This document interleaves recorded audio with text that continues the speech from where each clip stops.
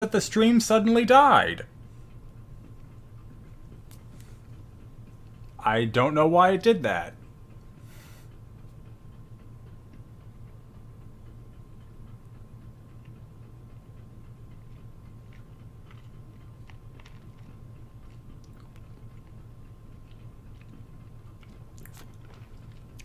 That was weird. Anyway, you missed about 3 dialogue boxes where we complained we weren't able to investigate the cabin we were trying to investigate. So, luckily, nothing of importance was missed. But yeah, I don't know why I just decided to die right there.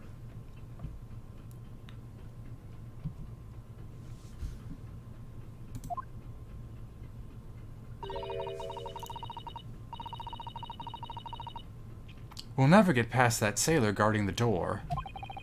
He's clearly glaring at us as if to say, don't even think about it. Oh, wait a minute. What is it? Well, what happened to our great detective friend? Where'd he go? Oh yes, he's completely disappeared. When did he do that? He slipped away as quietly as the wind, but not before ensuring these were securely back on my wrists.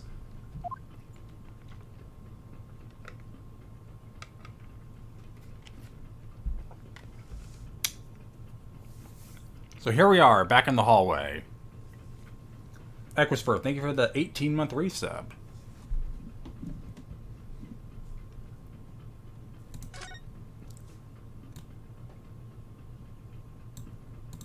We'll talk to you in a sec.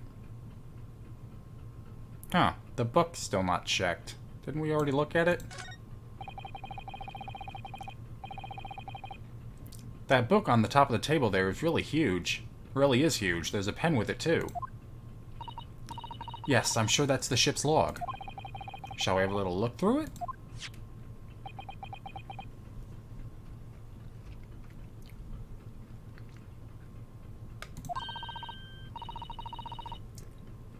The writing is so neat and precise. Every detail about the voyage has been meticulously recorded. You wouldn't expect a rough and ready sailor to have such beautiful handwriting. Okay, yeah, we definitely had this conversation before. I guess because he moved, he's not going to stop us from looking in the book. Anyway, look here. Last night's log is mostly blank. Presumably that means there was nothing to report.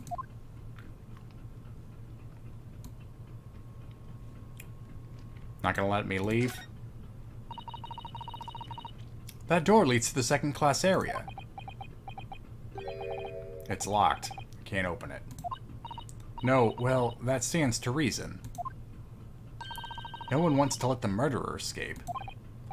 Gosh, she gave me a very stern look when she said that.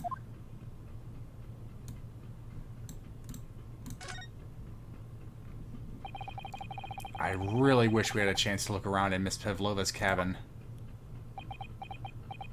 Hello, Biff Stroganoff. What? Why do you look like that? You want something? Maybe. You want me to throw you out again, Oh, no. Definitely not that. Next time I have to throw you out, I'll show you where lobsters spend winter. Understand? Understand. Maybe I should steer clear of him until he's forgotten my face. I don't think he'll ever forget your face, Naruhodo-san.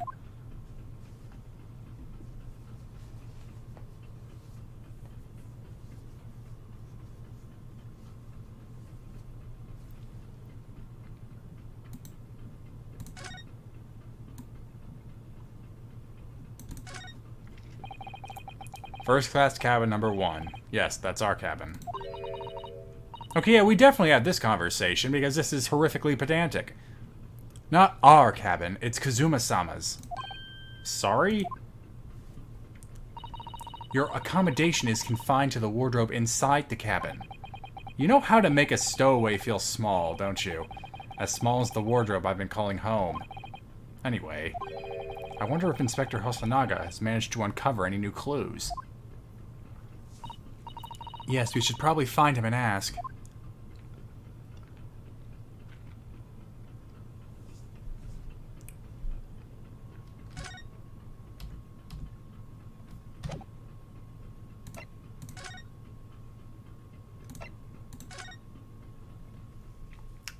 Back to the dead man's cabin.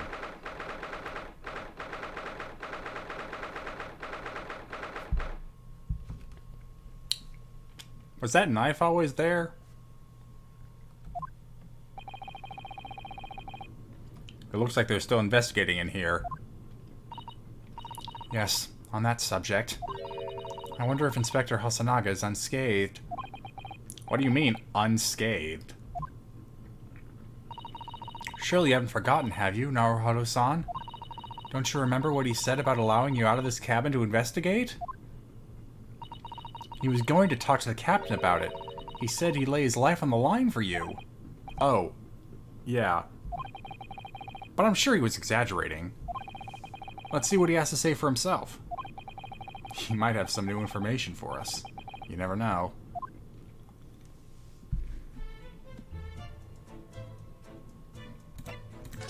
Well, it doesn't look like he's in this room. Oh, spoke too soon.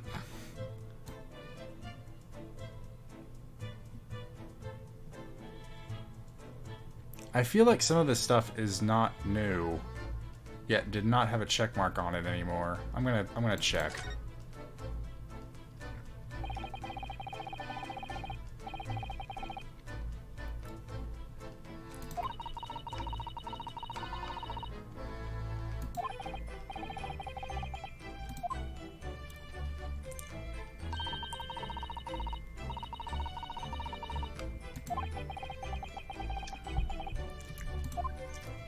Just commenting on the knocked over books.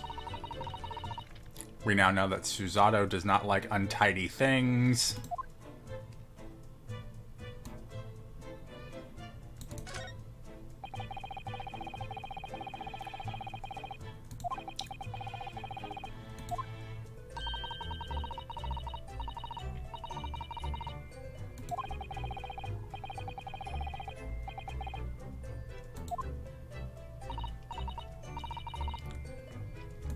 Commenting on the Russian wording of wardrobe.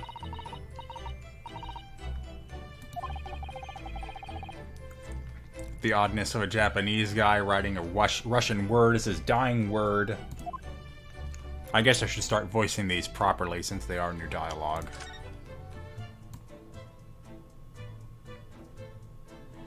However, I do think... Ah, the desk. This is where Kazuma spent his final moments, writing his diary. 1:23 a.m. I can hear a faint whistling sound. I think that's going to be the hook here. Obviously, the setup is to make us think that Pavlova has whatever the speckled band was in her case, and that it crawled through the ventilation and killed Kazuma. I think that whistling sound is the hint that something connecting to the two vents opened up, and then that's how the thing got in. But we'll see. Oh, and Kami Xantar, thank you for the 29-month resub. Also, over 10 minutes passed between the whistling sound and the speckled band appearing. Looking at his writing here on this page, it's almost impossible to believe that he's gone. Kazuma-sama left us a valuable clue in these words, I'm sure of it. We have to solve this mystery, Naruhodo-san. We will! Alright. Oh dear. You have been beaten up.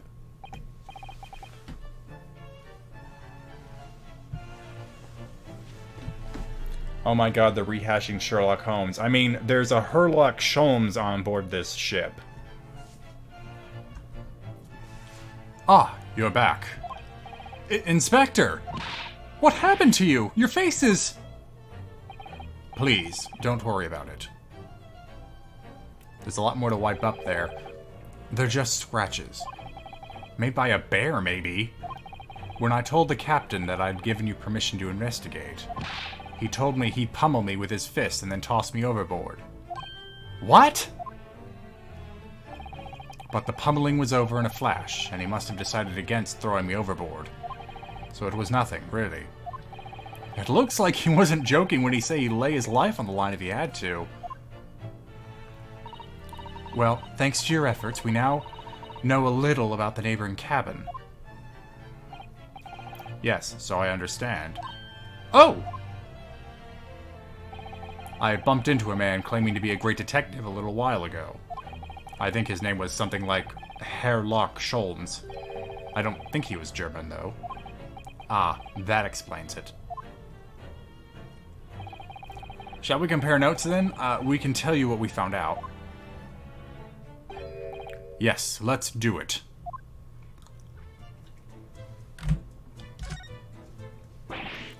What? Nikolina Pavlova? She's in the cabin next door? Oh, do you know who she is? Please, what self-respecting ballet fan wouldn't know that graceful angel? Thank you for voicing the coughs for me, game. I don't think I could act those out. Oops, I think I upset him there.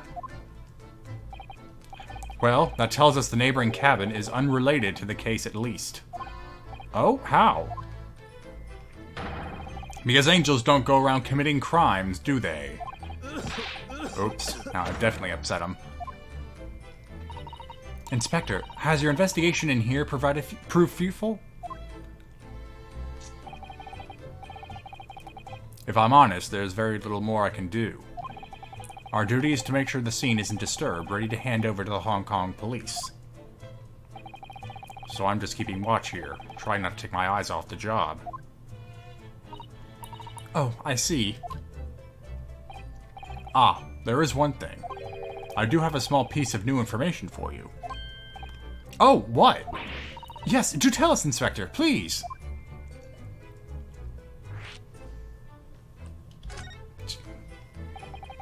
What is this new information you have, Inspector? It's this. The Berea's medical officer has finished his examination of the body. I managed to obtain the report. Oh, Kazuma's post-mortem report? Kazuma-sama. So, what was the cause of death? Damage to the cervical vertebrae. It's what's written in the report. His neck was broken? Yes, it would seem so. There were no obvious wounds or other signs of injury. So at first, I think they were considering poison. But it turns out they found no trace of poison in his system at all. Well, what weapon was used then?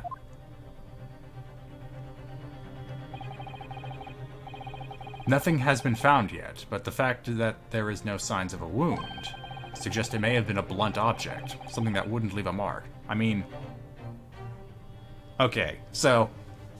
Far be it for the attorney to go into the realm of medical advice. I figure a blunt object still leaves wounds.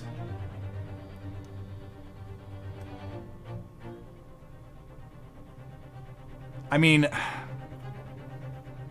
If you die immediately, the blood may not well up into a bruise, but that is my first guess is what would happen.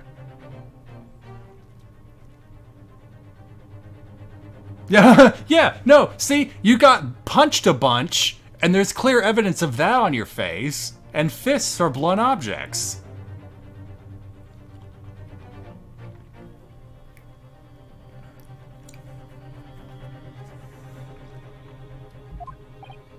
Oh, I see. All the body's nerves run through the spine to the brain. A strong enough impact to the neck could induce death. Uh-huh. It is a possibility, and no obvious wound would be left, aside from the probably bruised neck. Poor Kazuma. I have a second copy of the report. If it might be useful, you're welcome to have it. Really? Are you sure? Yes, it's fine. I trust you. After all, if I didn't trust you, I'd never have agreed to you leaving this cabin in the first place, would I? Ah.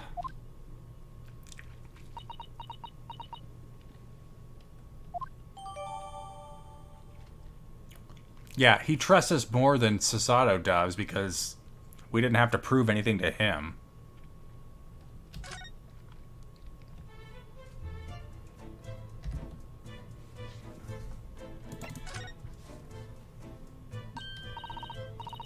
Oh, Mr. Sholms was here, was he? Yes. He seemed to be enjoying himself a little too much as he crept about on the floor investigating. But then he suddenly left. I suppose he must have become bored. Did he say anything at all? Actually, now that you mention it, yes. Just one thing, but he practically shouted it. "It's shoe polish!" was all he said. Shoe polish? I wonder what he meant.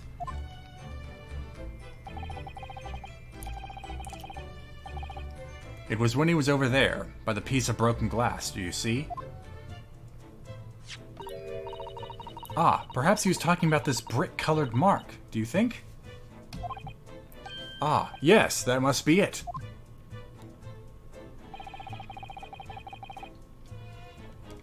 But how could Mr. Sholms know that it's shoe polish? That leaves me cold, I'm afraid. I have no idea. What is it, Susato-san? Well, Kazuma-sama was wearing leather shoes with a very dark tan hue. Dark tan? A sort of dark brownish red, then. Yes, a little like the color of red wine, but darker. I often repaired them for him.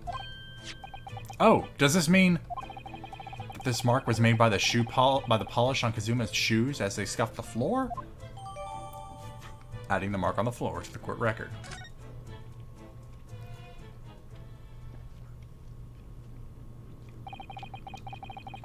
That's really all I can tell you at this stage. I should return to my post. My fellow crewmen's eyes are boring into the back of my head. Yeah, that might be for the best. Thank you.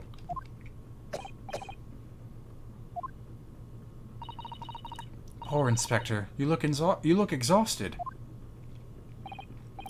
Oh, no. Well... I feel terrible that I failed to protect Asogi-san. He was my responsibility.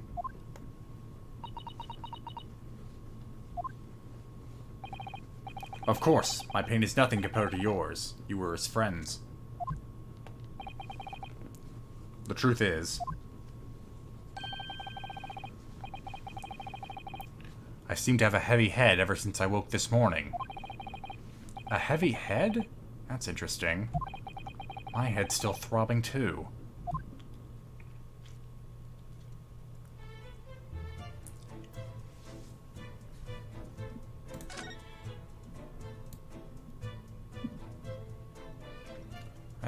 That seems to be everything, aside unless we want to... Oh, no, here we go.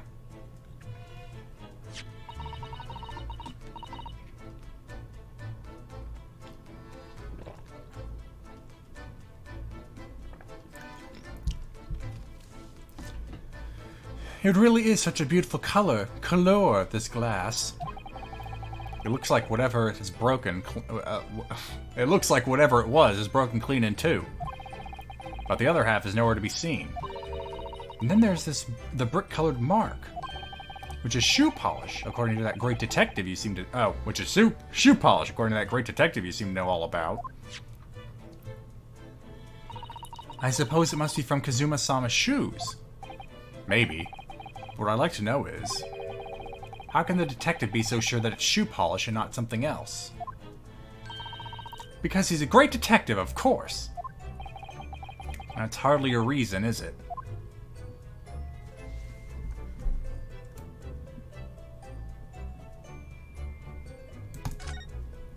Now, we already got the rules of passage. Why is it making it look like it's new?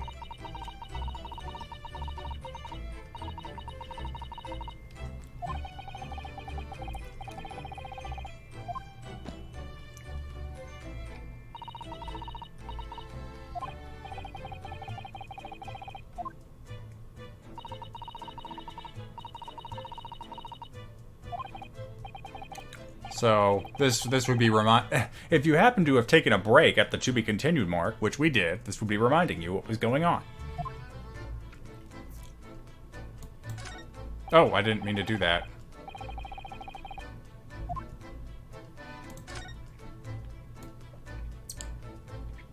Was he beaten over the head by this bone?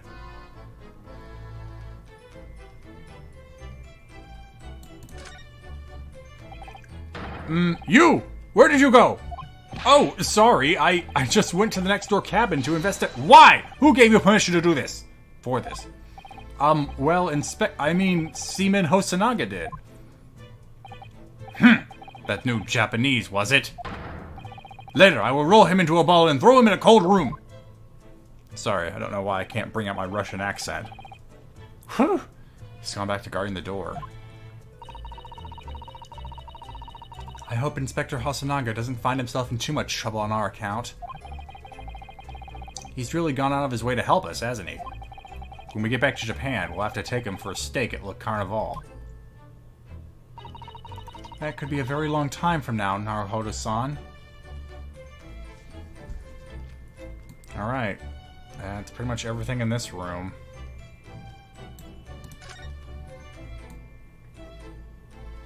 Oh, the vent.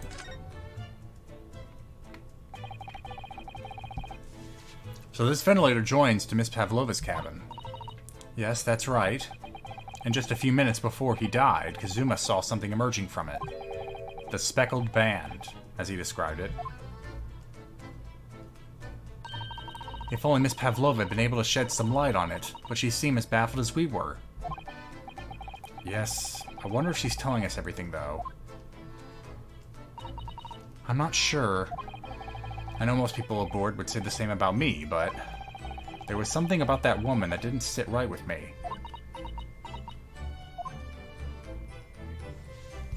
Okay, now that has to be everything.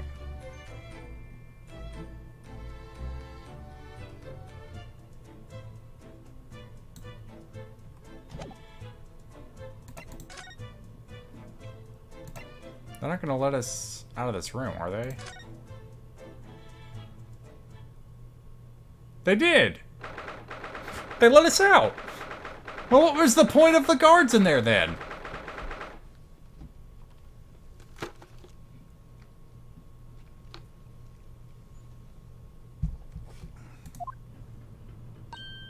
Ah! Look, Naruhodo-san! Seaman Stroganoff is gone! Strong enough? The burly sailor who's always crossing his arms and glaring at us. You know, the one with the striped face.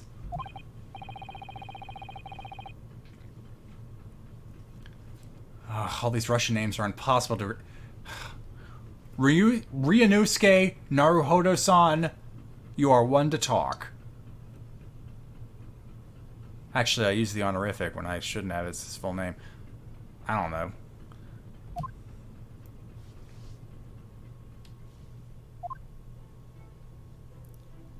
Tra-la-la. I don't know who I'm talking about. Did you hear that? It sounded like someone singing. Tra-la-la-la-lira-lira-lay. I did it I did the great detective way. This caroling, I know that lark-like voice. Well, never mind that now. This is a golden opportunity for us. Yes, you're right. We must seize it. Let's go inside Miss Pavlova's cabin while we can and investigate. Definitely. Before that stringy knot crewman comes back. It's Stroganoff, not stringy knot.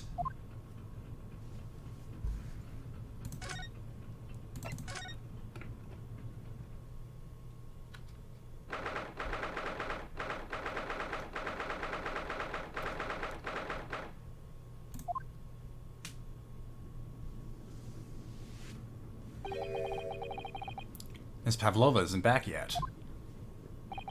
Susato-san. Oh, where's she gone? Hey, what are you doing? Those are her private things that she's put up in the dresser now. That was empty before. There's not a moment to waste, Naruhodo-san. We must investigate as quickly as we can. I suppose you're right, for Kazuma's sake.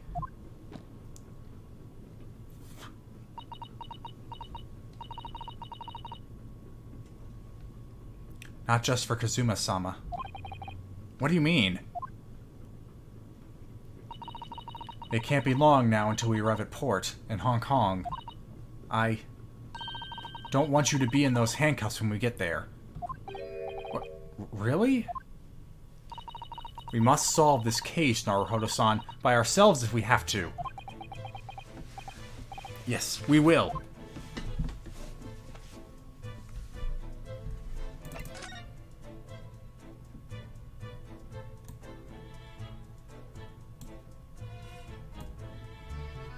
I'm not sure how much of this is just duplicated. Let's check the vent first. So this ventilator connects to Kazuma's cabin next door. Yes, although what a fool a shipbuilder must be to open a ventilator into another room. Ah, maybe it's so that if there's a gas leak next door, the occupant of this cabin would notice and raise the alarm. Or the occupants of both cabins would die of gas poisoning. That is a possibility. Anyway, last night, Kazuma wrote that he saw a speckled band coming out of this ventilator.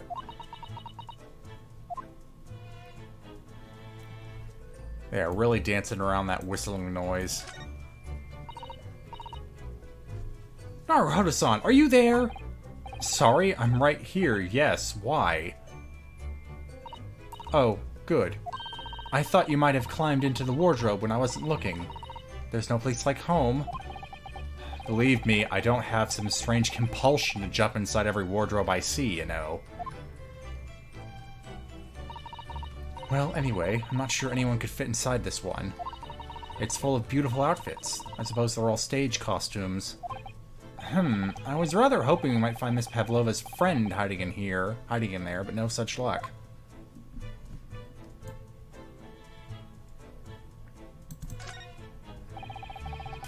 There's one of these next to the bed in Kazuma's cabin, too. Yes, it's a bell cord. I can't resist. This is a stealth mission. She barely hesitated there. I'll give it a good tug, too.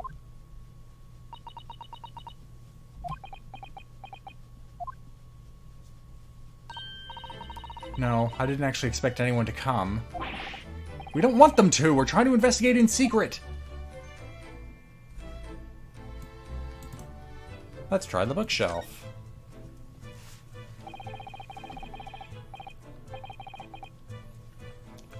All the books have toppled over together. Look, every single one. Do you think that's a god of the sea? That's a god of the sea, perhaps? He toppled too, though. It's exactly the same as the bookcase next door, in Kazuma's cabin. Perhaps Miss Pavlova was practicing a difficult ballet pose and fell against the bookcase? I don't know. Would she really be practicing ballet on the same night as she ran away from her ballet company? Alright then. It must have been you. You lost your temper and knocked them all over in a fit of rage? Not everything bad that happens on this ship is because of me, you know. Well, anyway, I'll set them all straight again in here, too. I don't like seeing things in disarray. Yeah, no, if you have both the bookcases shift over like that, it seems like it's more alluding to the fact that the ship got jostled. I'm wondering if that's why so many people on the ship, well, two people, have headaches. They got thrown against the wall when the ship jostled that night. But that's weird. I feel like if you wake up when you fall out of bed, you're gonna wake up when the ship rams you into the wall.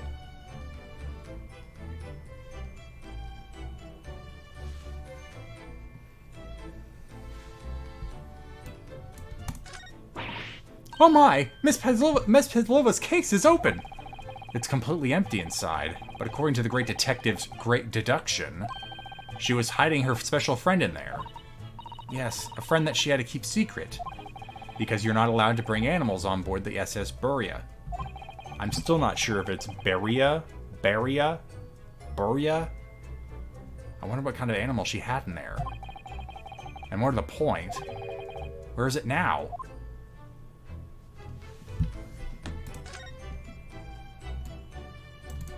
It was something she left a dish out for. I wonder what this little saucer is doing on the floor. Yes, it doesn't look like it's been dropped. More like it was put there deliberately. Ah! Do you think that there could be a leak in the roof just above here? What? A leak? Is this ship quite safe? I'm sure that even if there's a little leak in the roof, it doesn't mean the whole ship is going to sink. No. No, you're right. Of course you're right. She's really trying to persuade herself, isn't she? Yeah. The dish is for the pet in the case.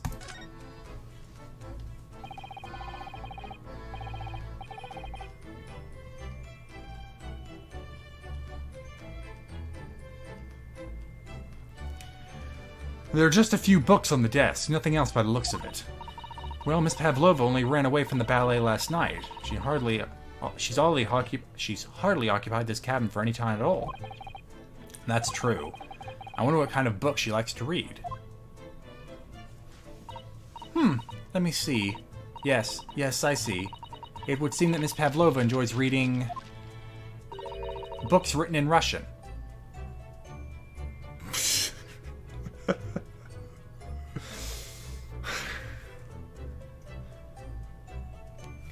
You know, it's not a good joke, but I guess it's endearing. Thanks. I think I probably already knew that. It's rude to ask too much of people, Naruhodo-san. Kindly remember that.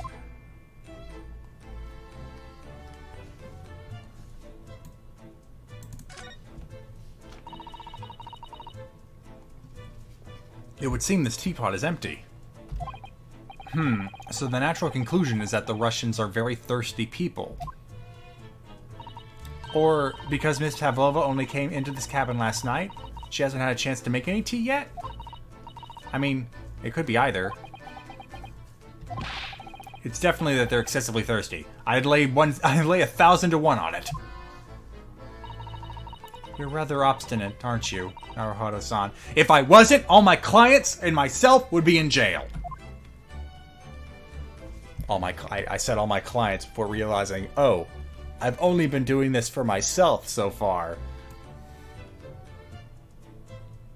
Doesn't look like there's anything else in this. Yeah, the rules of passage for the nth time. Do I really have to check it?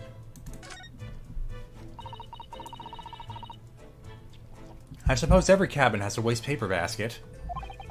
Shall we have a little look and see what's been thrown away? Naruhodo-san! It's poor etiquette to go sifting through someone's rubbish, you know. Ugh, those eyes. She's looking at me like I'm a piece of rubbish now. However, these are special circumstances, I think. Exactly, we have no choice!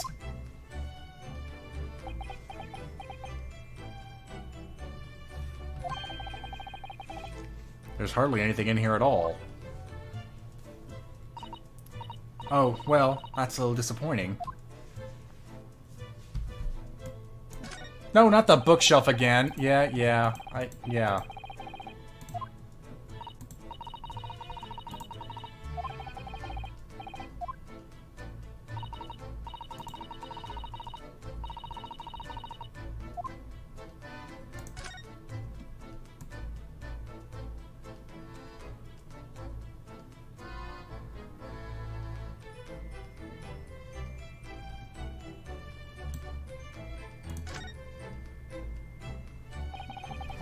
This cabin door is the same sort of bolted latch that our cabin door has. If the bolt's drawn across, there's no way anybody could enter the cabin from outside. Yes, it's not a particularly heavy-duty bolt, is it? But still, it wouldn't slide across on its own accord, would it? No, and the door is made of metal, so there's no chance of trickery using magnets to unbolt it from the outside. And it seals up perfectly, too, to stop any seawater coming in. So you couldn't use the method you told me of passing a thread through the crack in the closed door, either. I seem to know a lot of tricks for opening doors. I'm starting to see why they suspect me. Alright, last but not least. Ah yes, look, the rules of passage. No weapons, no dangerous objects, no pets.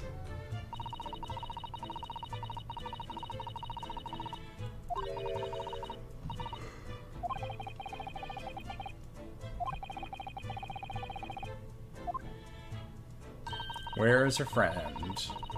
Hope Stroganoff didn't kill it.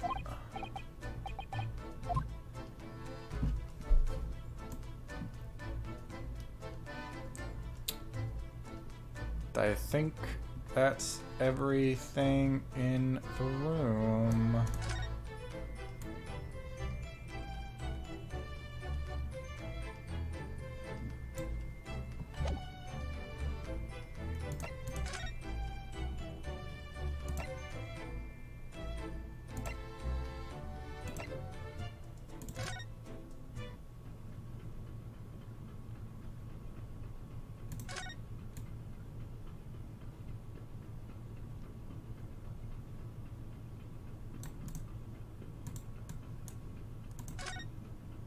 Oh, hello.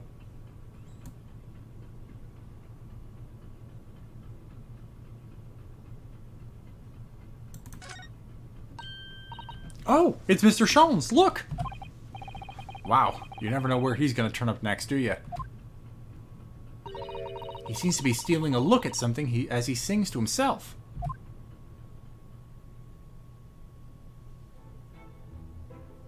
Tra-la-la-la-lira-lira-lay, I did it the great detective way. He's still singing. Do you think he hasn't noticed us?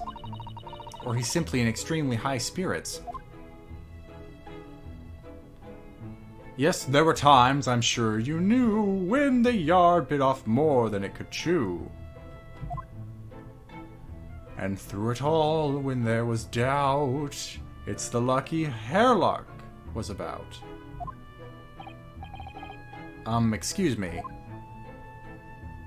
I solved it all and I stood tall.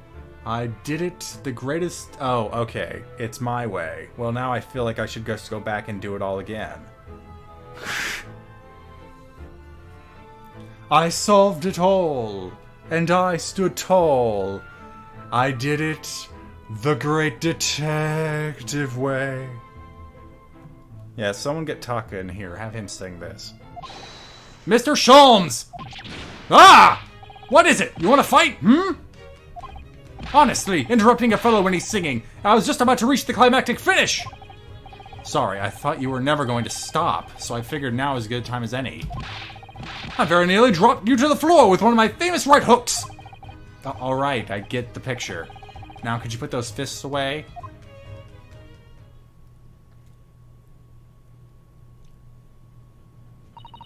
Mr. Sholms, you seem to be examining something before we interrupted you.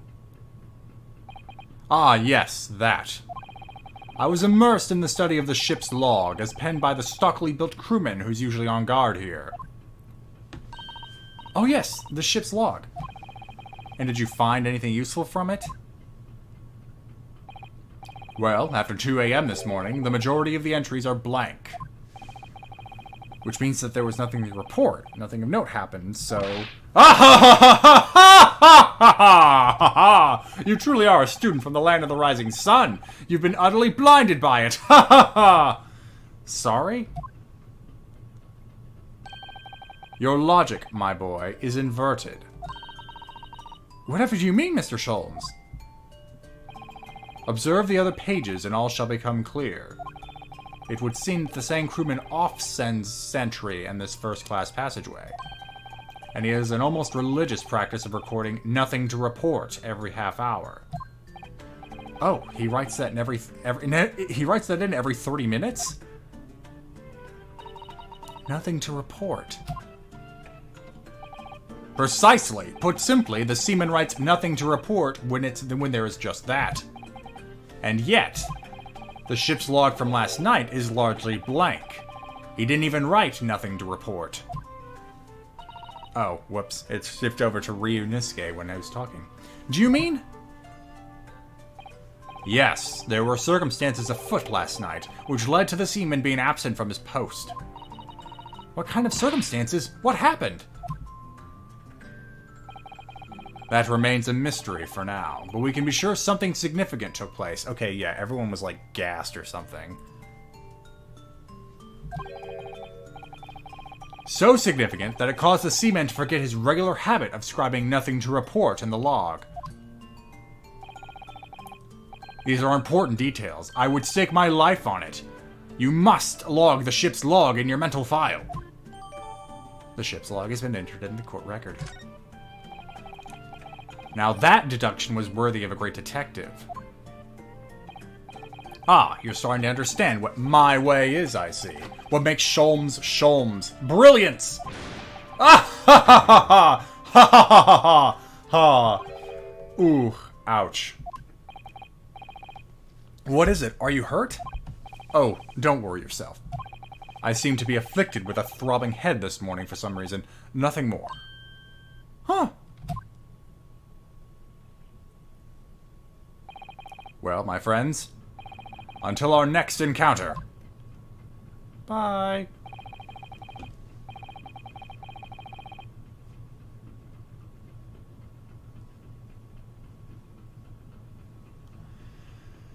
He's still singing to himself. I can hear it as he wanders off down the passageway. Is something wrong, Suzato-san? You seem lost in thought. It's just... well, I feel the same. Sorry? Ever since I woke this morning, I've had something of a headache. A sort of continuous throbbing. Oh, you too?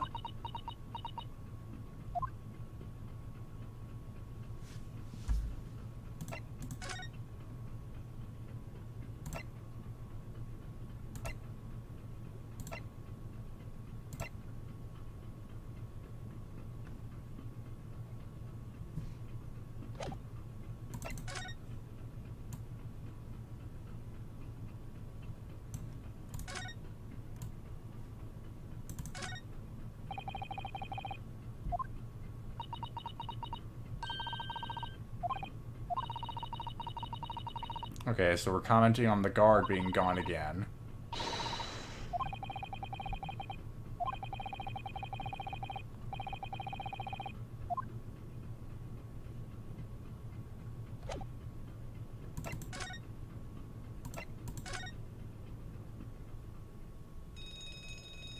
Oh, okay. Oh, bell's going off.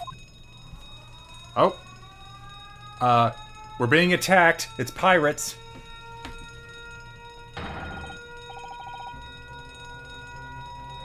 Shut down the engines immediately. Vessel sighted a quarter-mile forward. Full stop. Hard to starboard. All hands. Brace for impact. What the? I think we're about to crash into another ship. What? I can't stand. Suzato-san, hold on to me. Word! We died. Oh, Suzato-san, are you alright? Are you injured at all? I think I'm fine. Thank you, Naruto-san. Oh no, the books are all falling over again. It looks like we avoided a collision. I think... yes? The ship has come to a stop. Oh my goodness! What about you, Naruto-san? Are you hurt? No, I'm fine. Uh-oh. Uh-oh. Hello? Is anyone in there? Shout if you need assistance! Oh, that sounds like... Inspector Hosonaga. Is that you in there, Naruto-san? Unbolt the door, quickly! What? The bolt? Ah, it slid into place when the ship stopped. More evidence that something happened to the ship while everyone was sleeping. The door's bolted! Did you do that, Suzato-san? No, I didn't touch it! Well, that's strange. How did... And look at all the books! They're just like they were before again. Naruto-san, aren't you going to open the door and let the inspector in?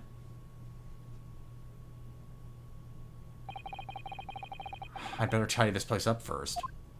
No, don't! It's evidence! Take a photographic print!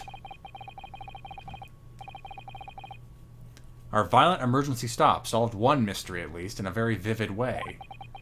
But I knew that what awaited us on the other side of the cabin door would not be pleasant. I hurried around tidying up the cabin with a new sense of foreboding in my heart. Ah, another to be continued. We're only 45 minutes in. Hey, we had a... Man, the to be continued from the last one lasted a lot longer. Sure, let's save.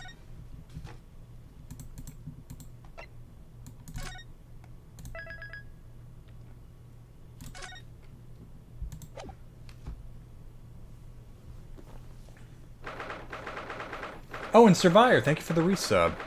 My Streamlab feed is not keeping updated, but I did see that in the chat before time passed. Somehow, the door of the cabin we were in ended up bolted after we made an emergency stop. Suzato-san took a deep breath, then gently slid back the bolt. Hello. You! What are you doing, Miss Pavlova's quarters? Ah, you both look unhurt. Good. Yes, we're fine. Thank you. What on earth happened? We heard something about how we were going to collide with another ship. Yes, it appears to have been a false report, though. Oh, how did that happen? It was a dense fog outside, so extremely difficult to see. Someone must have thought he saw a ship ahead. This person obviously triggered the alarm, and that's why we made the emergency stop. Everything is chaos. Passengers are screaming. Crew are running everywhere. This first-class area is the only quiet part of the ship at the moment. Oh, I see. Someone triggered the alarm? Does that mean that someone pressed that button outside?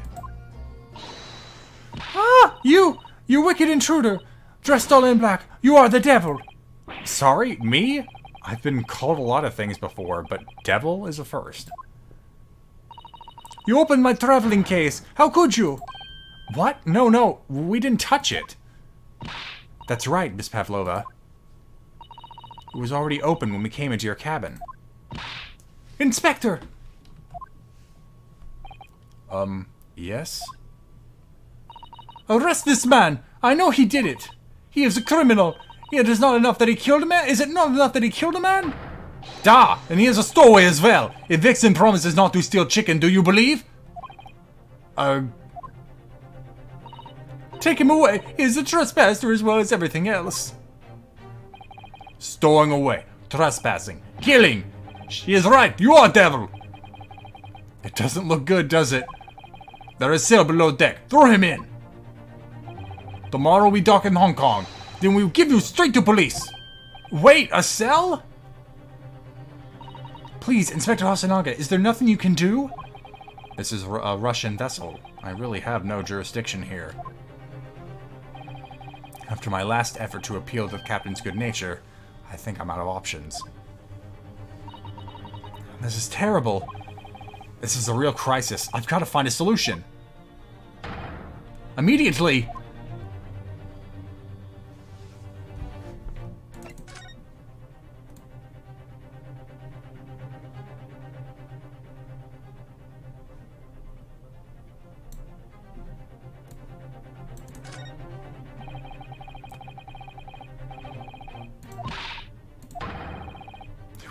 I just try to investigate. Don't touch anything! You want me to show you where the crawfish hibernates? Hiya! Ow. Mr. Naruhodo, what do you think you're doing? Wow, everyone's attacking me. And I was just starting to think she was my friend.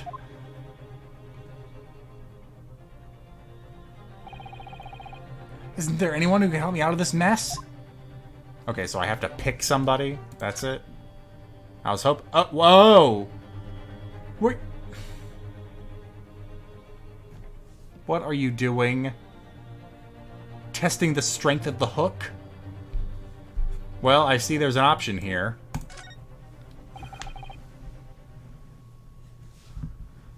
What the... What are you doing up there? Mr. Sholms? With the tiara. Naturally, I was analyzing what a weight of a 20,000 rubles feels like on one's head. Have I not told you that as a detective, it is my business to know what other people do not? This isn't mere tomfoolery, my boy. Oh, no. Well, why were you hanging from that hook before then? Isn't it obvious? To properly assess the weight of the 20,000 rubles, naturally. I wish to determine if it could bend that conceited-looking hook on the wall, so full of brag and bounce. I never know whether to take this man seriously or not. Ah, you again. The great detective. Ah, Inspector. I confess I've been looking for you. I have something to report to you most urgently. Well, you might try looking for me somewhere other than a hook on the wall next time. What is to report? Speak! An urgent report from a great detective can mean but one thing. Yes. The case of the curious murder that took place last night here on this vessel, the steamship Beria. Has been solved by me, naturally. Oh, what? Really? Got all the voices mixed up there. Yes, I have eliminated all other possibilities. No other explanations exist. So allow me to illuminate all your minds. For I'm about to reveal my great detective's greatly admired great deduction to the case. Here we go again. Ah, you have solved it? Even Hedgehog understands this case. We all knew who was responsible for killing Student Boy this morning. We found the criminal in wardrobe. It is the stowaway, and he has the handcuffs to prove it. I didn't do it! The trouble is, there doesn't appear to be anyone else who could have killed the victim. Because, as everyone knows, the cabin door is bolted shut from the inside. That means the culprit must be someone who was inside the cabin. Yes, it's what's called a locked room mystery in detective stories. Da! Locked room! That is point! The room was locked? Well, I can't deny that. But it was locked after that because it was at 2 a.m. that everything shut off. It was when the ship probably jostled. There's no way the bolt could have been drawn across from outside the cabin. You're all quite mistaken. The cabin next door is not a so-called locked room at all. What? Oh yes, there is another entrance. An entrance used last night by the culprit in order to gain access to the cabin, despite the bolted door. What other entrances? We never discovered one. Why, it gapes open-mouthed at you, even as we speak. The ventilator, man! The ventilator? Gah ha ha ha! You think this is funny? I can't even put my arm through that hole. That's because your arms are as thick as tree trunks. You're suggesting that the culprit entered and left the victim's cabin through that tiny opening? That's not possible.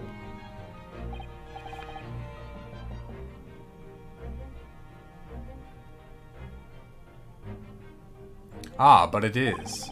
And last night, the victim even witnessed the intruder in the act of passing through the ventilator.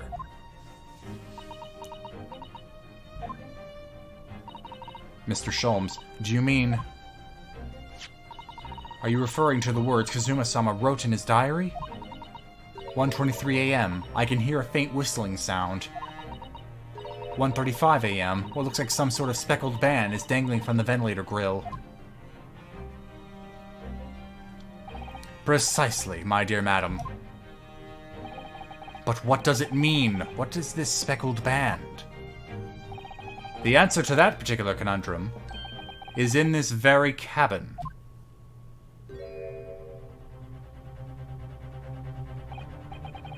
Mr. Sholms, what are you doing? There is a distinct element of danger, but fear not, I am ready. What I'm about to expose for you all to see will shock you to your cores. Behold! Kaya! What the? Hello. Hold on. And come on, keyboard, you can do it. There we go. Full disclosure, my keyboard tray on my desk actually is broken off of its railing, so my keyboard isn't the easiest to use right now. Allow me to introduce you all to the band. The Speckled Band. A snake? Indubitably.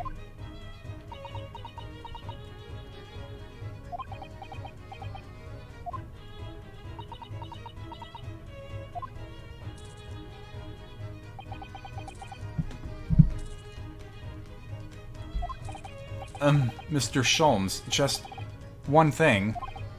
Pray, what troubles you? Well, that snake isn't really speckled, is it? It looks more stripy, wouldn't you say? Hmm? Yes, you're right. I think in this case you'd have to call it the Striped Band, wouldn't you?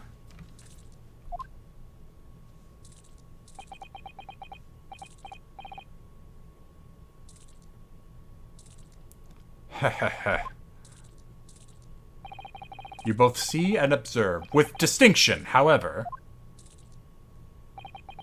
Do you not think that is precisely the trap into which the culprit wishes you to fall? Oh my goodness, really? It's a trap? How exactly?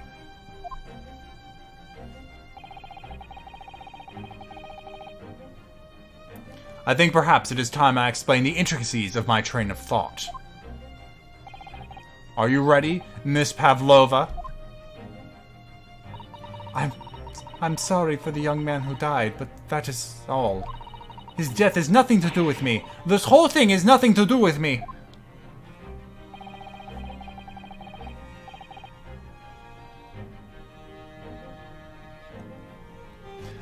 There are two conclusions I have drawn from the facts. Number one, last night your friend infiltrated the victim's cabin. And number two, that same friend was responsible for the victim losing his life. No. She's turned as white as a bowl of rice again. Sholms must be right. He's hit the nail on the head. This young woman's friend killed Mr. Asogi? Oh, wow. Stroganoff is trying to emote. It looks like he can't speak with that snake coil around his head. I would advise as little movement as possible, Seaman. You wouldn't want the fangs of that long friend in your neck. So everyone, let us begin. Herlock Sholms is proud to present his logic and reasoning spectacular. The Great Deduction. Topic 1. Intruder's identity. Miss Pavlova, moments ago you claimed the following. His death is nothing to do with me. This whole thing is nothing to do with me. Yet you cannot deceive yourself. Yes, when you recall those horrid events, your aching heart smarts with pain. Her hand smarts with pain because she used it to smack him. And it is that very pain that evidences your inextricable link to the victim's death. So we ask, what was the nature of this intruder that stole into the victim's cabin on that portentous night? Why, naturally, it was the friend with which you boarded this vessel, was it not? Ah, as I suspected, another telltale glance. Without doubt, your friend is the writhing serpent we see before us. Nope, it's the seaman. And yet, that fact leaves us in a quandary. The victim's written observations on the night in question tell of a speckled band. Whereas, regrettably, this specimen's markings do not fit that description in any way. What explanation can we then give, pray? What is this sight that fell upon the victim's eyes last night? No, don't look at me! This has nothing to do with any of this! Oh, but it does! You have the answer to this quandary right now, hidden behind your back. Yes, that which you are trying but failing to conceal can only be the snake's slough skin. Evidently, after a subtle and horrible crime, this most deadly friend of yours shed its original skin, no? I don't know what you're talking about. Last night, through the ventilator visible in this cabin, your then speckled friend slithered next door. Using the bell cord on the other side as a bridge, the serpent silently descended into the victim's quarters. Okay, no, I'm already seeing what's going wrong here. In the dim light, it appeared to the young gentleman who was about to lose his life as a speckled band. In summary, the nature of this friend of yours, which last night infiltrated the scene of the crime, is a rare breed of snake whose markings change each time it sloughs its skin. A snake so dreadful we can only imagine it would be found in the deepest depths of India.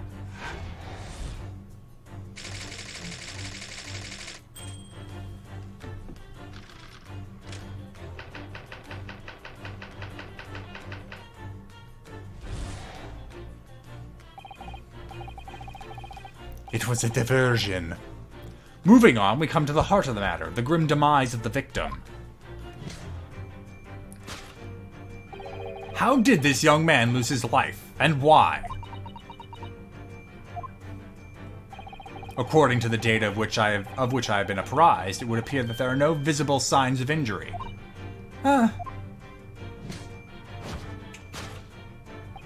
In fact, the circumstances of the victim's death can only be explained by a terrible venom. Now, if we take that as fact, we can reasonably imagine that there remains evidence to affirm it at the scene of the crime. Oh no, could there be? Yes, an examination of the deceased's body will prove the cause of death conclusively.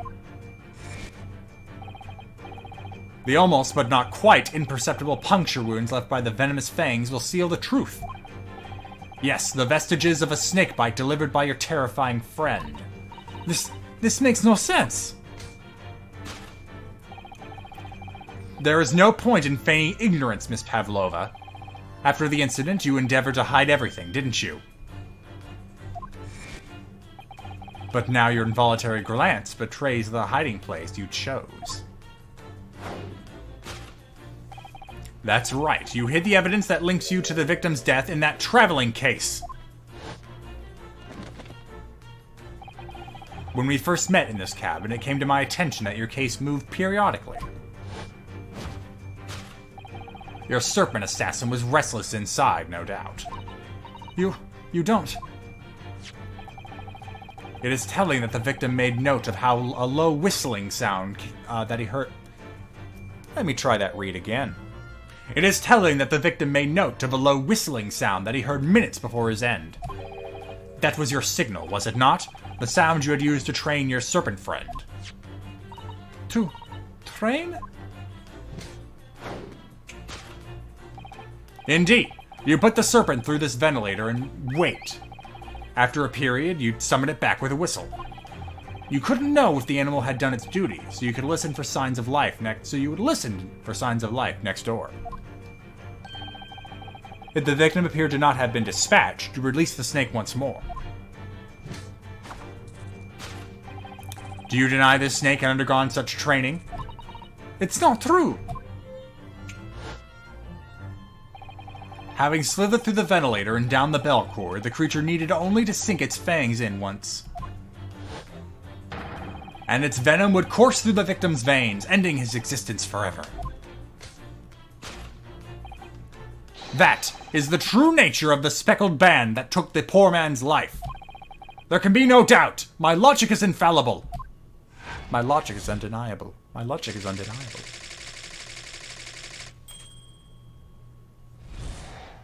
Throw him away. Thus concludes Herlock Sholms' great deduction of the Speckled Band.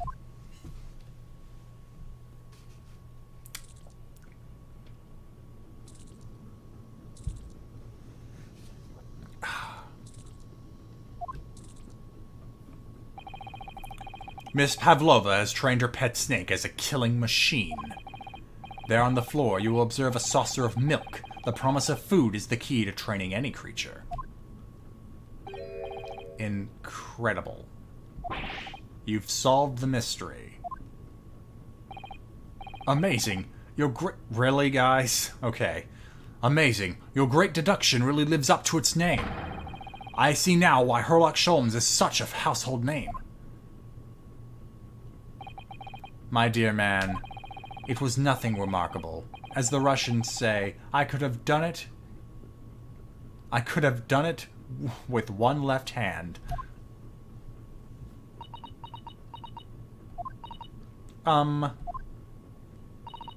Could I venture an opinion, Mr. Sholms?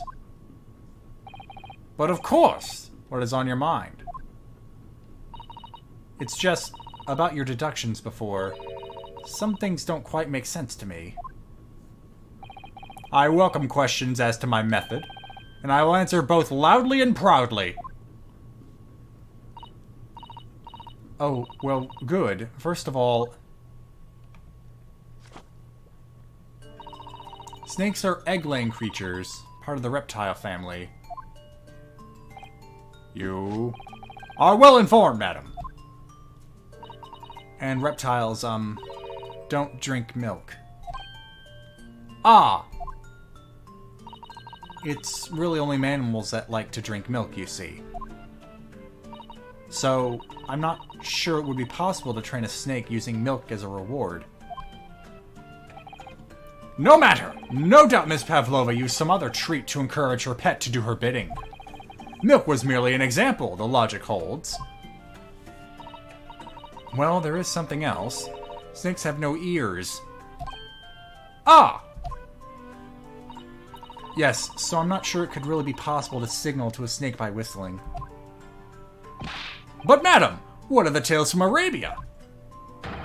Have you not heard of the snakes that dance to the sounds of a flute? I think perhaps the performers played their music in time with the snake's natural movements. Oh, I see. No hands, no feet, no ears? These creatures are so inept as to be practically useless! Don't take it out on the snakes, Mr. Sholms. There is one other thing. You have more?! Snakes use the scales in their bellies to propel themselves. So, I'm not really sure that a snake could manage to climb up a flat bell cord like the ones in these cabins. Then it should try harder! Please, don't be angry with me, Mr. Sholms. The point is, even if the snake had gone through the ventilator to the next door cabin, it couldn't have come back out without help. What I'm trying to say is that there is a number of reasons why it's difficult to imagine the snake could have been part of this.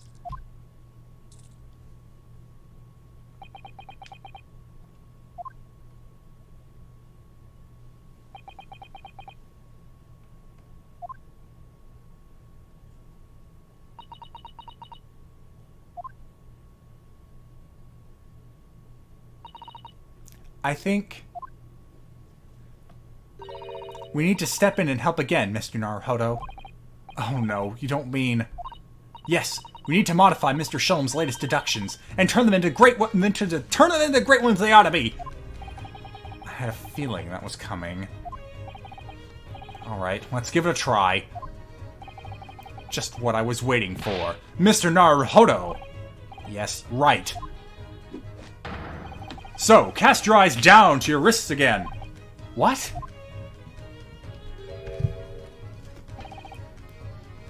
You've done it again! Your handcuffs are gone! Where did they go?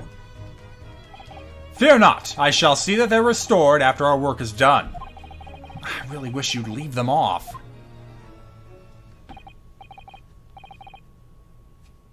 Now everyone, let us begin!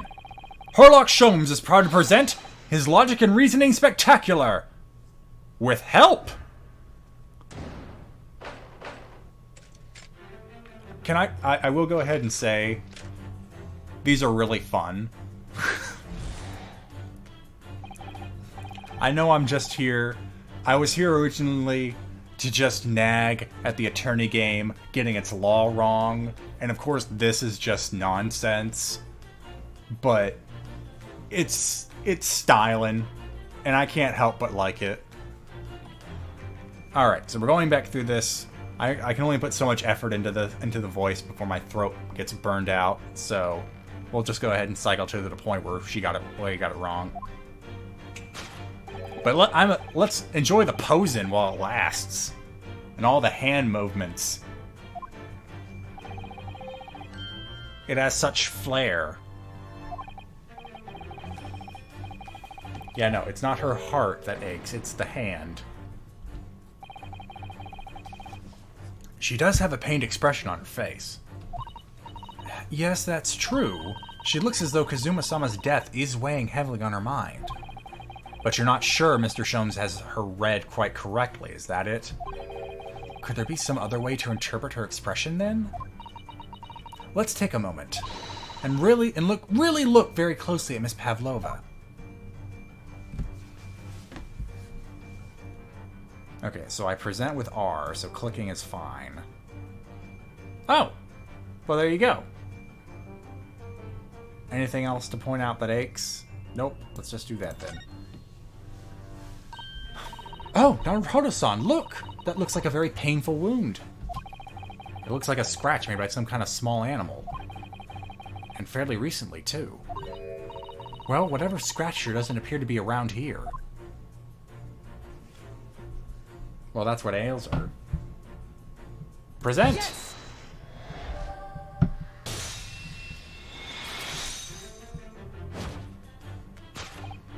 Yes, when you recall those horrid events, that claw scratch smarts with pain. Indeed! Simple observation reveals that the wound is fresh. Miss Pavlova, did you in fact receive that scratch sometime last night? Ah!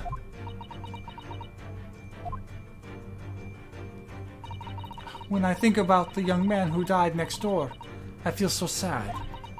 And when I am sad, the pain from this wound is worse. And it is that very pain that evidences your inextricable link to the victim's death. So we ask, what was the nature of this intruder that stole into the victim's cabin on that portentous night? Why, naturally, it was the friend with which you boarded this vessel, was it not? Ah, as I suspected, another telltale glance. To her friend, the sailor, who's wearing clothes that don't fit. More context clues. It seems likely that the scratch mark on the back of Miss Pavlova's hand was made by this friend of hers, doesn't it? Except, snakes don't have claws, do they? No, they don't. They don't even have hands or feet on which claws might grow. Well then, if that snake isn't her pet, what is? What's the true identity of this friend of hers? We should follow her gaze, Naruto-san. That's where we'll find the answer. Or is there actually just like a cat behind this guy?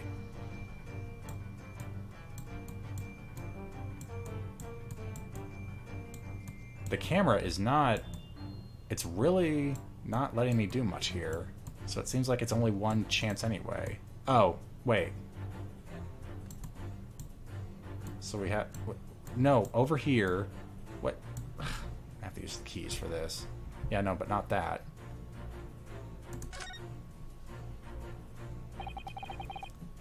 Oh, the photo? There's no doubt, is there? She looked in this direction. Straight at Seaman Stroganoff. Well, they do seem to be friends of sorts. But I can't imagine how he could possibly fit through that ventilator. He can try. He's flexible. Don't forget that I managed to fit inside Kazuma's trunk when we first boarded the ship. I would ask what that proves, but I think an equivocal little smile would be more effective. Oh, okay, yep, you're right, over here. Now I just have to get the cursor down here. Oh! Oh my gosh! It's so cute! And it has the bell! Oh, look at the photograph in this frame! This must be something Miss Pavlova brought with her when she ran away. She is exceptionally beautiful, isn't she? Yes, that's true, but personally, it's the little black creature little black creature, really? She's holding that caught my eye. We better take a closer look at this.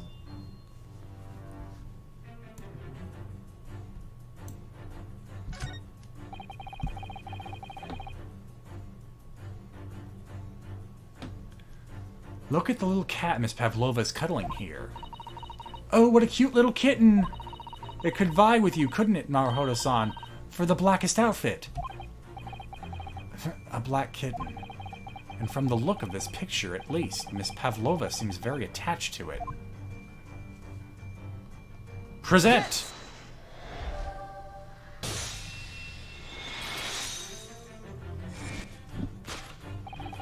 Without a doubt, your friend is the little kitten we see before us. Yes, the scratch on the back of your hand makes that abundantly clear. Oh no. The whereabouts of this black kitten isn't clear, but what is clear is that you brought the animal with you when you ran away, didn't you? Ah!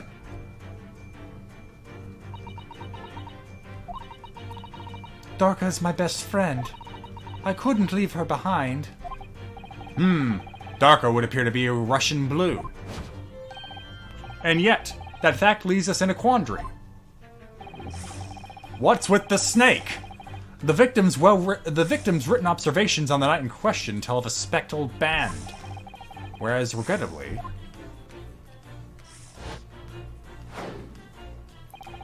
this specimen's markings do not fit that description in any way.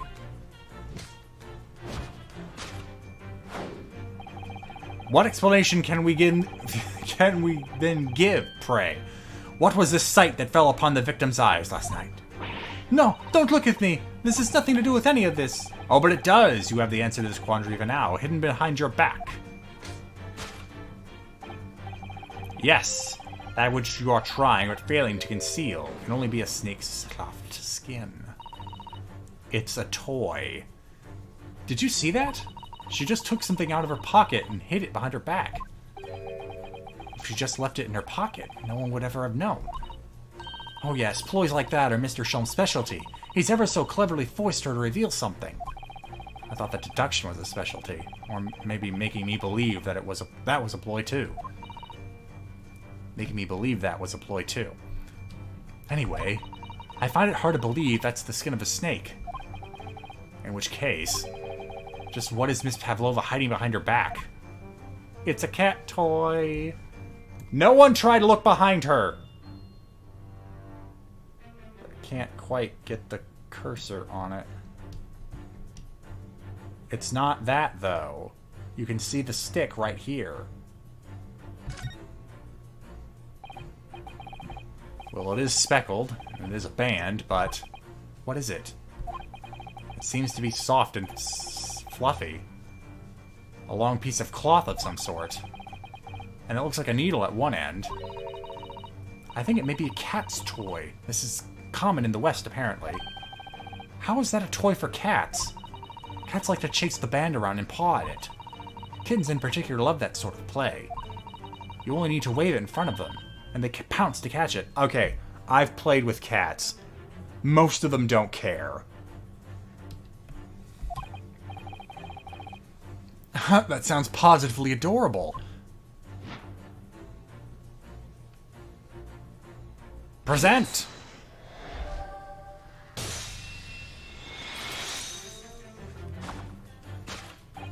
Yes, the thing you are trying but failing to conceal is, a cat's toy. Precisely, and the true nature of the now infamous speckled band. Ah! And it was this toy that you dangled through the ventilator. You waved it around, I presume. Naturally, the victim could not fail to notice it. But why? For what reason? My dear boy, there can only be one answer to that. After her feline friend disappeared through the ventilator into the neighboring cabin, Miss Pavlova attempted to use the speckled cat's toy to incite the creature to return. Ah. In summary, the nature of this friend and Miss Pavlova's, which last night infiltrated the scene of the crime, is a blithesome Russian blue breed of cat by the name of Darka. Why? I don't remember seeing that picture on the table when we were investigating the room. A truly troublesome feline young Darka is proving to be. She must be caged once found. You will forgive us for borrowing the photograph of your pet, Miss Pavlova. The photograph of Miss Pavlova and Darka has been entered into the court record.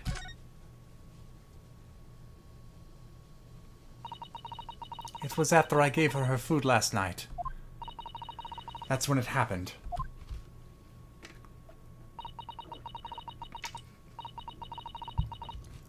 She scratched the back of my hand, then ran up the bell cord.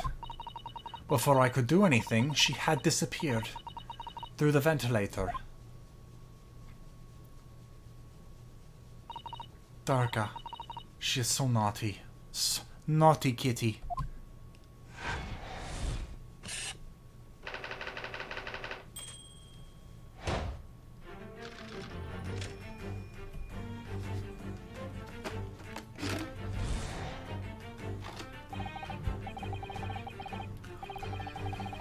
The grim demise of the victim.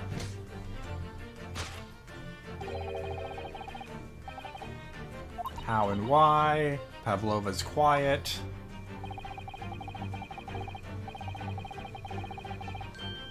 That's incorrect. Or rather, correct in a weird sense. Nope.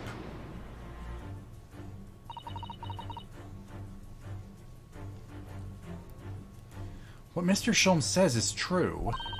There were no signs of a wound anywhere on Kazuma-sama's body. That's right. But Mr. Sholms seems to be unaware of one very important detail. Kazuma wasn't poisoned. Yes, it would seem so. Let's give him the information he's missing now.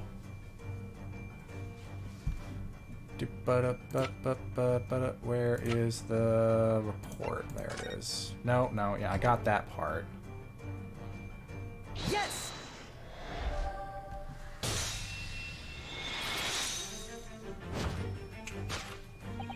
In fact, the circumstances of the victim's death can only be explained by the post-mortem report.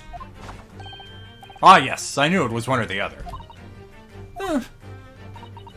His neck was... Indeed, the breaking of the cervical vertebrae is fatal. Only that Goliath would be strong enough to survive that. Seeming strong enough isn't some immortal freak, you know. The jury is out. Anyway, we have on good authority that the victim's neck was broken. Now, if we take that as a fact, we can reasonably imagine that there remains evidence to affirm it at the scene of the crime. Oh no, could there be? Yes, an examination of the deceased's body will prove the cause of death conclusively. Kazuma died because his neck was broken. In other words, he was probably struck by something or someone. Yes, that's a distinct possibility. As of yet, no weapon has been found, though. Presumably, Darka didn't suddenly creep up behind Kazuma and deal him a fatal blow. I suppose it's possible that he had a fall and hit the ground awkwardly. It could have been a terrible act of misfortune that he broke his neck completely by accident. Oh yes, a bad fall could explain it. It's rather hard to believe Kazuma-sama, though. Believe of Kazuma. He wasn't a clumsy man. Unless the ship jostled. Well, we need to fix this deduction somehow. Is there anything from the scene that could explain what happened? Let's see here. My university collar pin, of course. I'm wondering if I should go with the ship's log or the mark on the floor. I want to go with the ship's log. No, because it has nothing in it.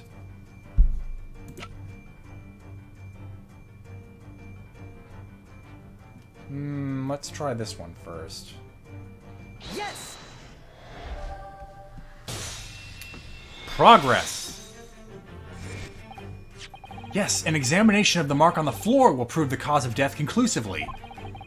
This particular mark, so prominently visible next to the victim's body, is a deposit of shoe polish. Oh, whoops. Switch over to Sholms. Hold on. This particular mark, so prominently visible next to the victim's body, is a deposit of shoe polish. Shoe polish? Indeed. Positively identified by a little analysis device I constructed, which I carry now as a matter of course. Beeswax, tallow, and dye were my results, and the undeniable ingredients of shoe polish.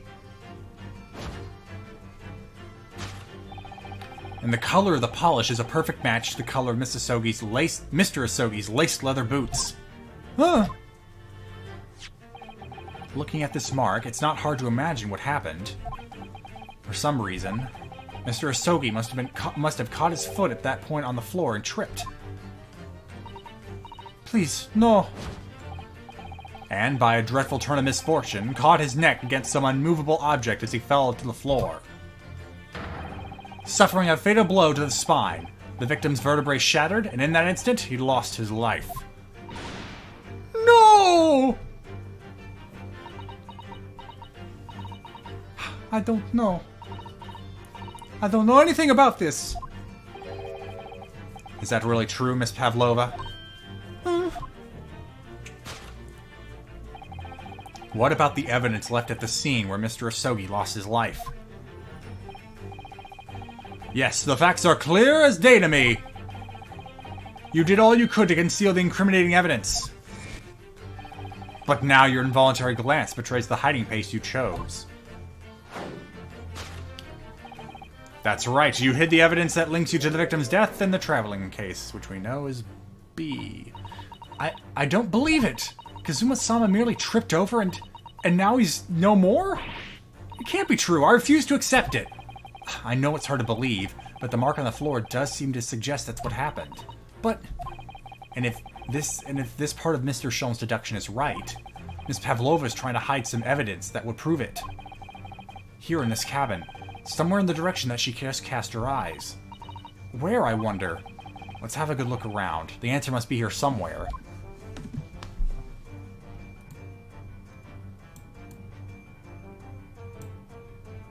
Can't zoom out. Ah. You hid it in the tiara. Although, I don't know why it's back over here again. We already know there's nothing in the waste paper basket, but... yeah, the waste paper basket, which apparently doesn't have much in it. Oh, there it is. You didn't find that the first time we looked through this? It seems quite distinguishable. Why? Why wasn't this pointed out before? It wasn't here the last time we looked in, if memory serves.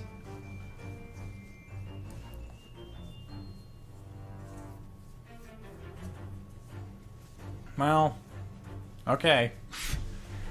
Yeah, it's the other half of the bell. So yeah, no, Kazuma tripped over a cat and died. It's a broken piece of glass, isn't it? Yes, it is. And I feel like I've seen it somewhere before. If it looks familiar, perhaps it's more than your mind simply playing tricks on you. Yeah, no, this is where you're looking, right here. Yes!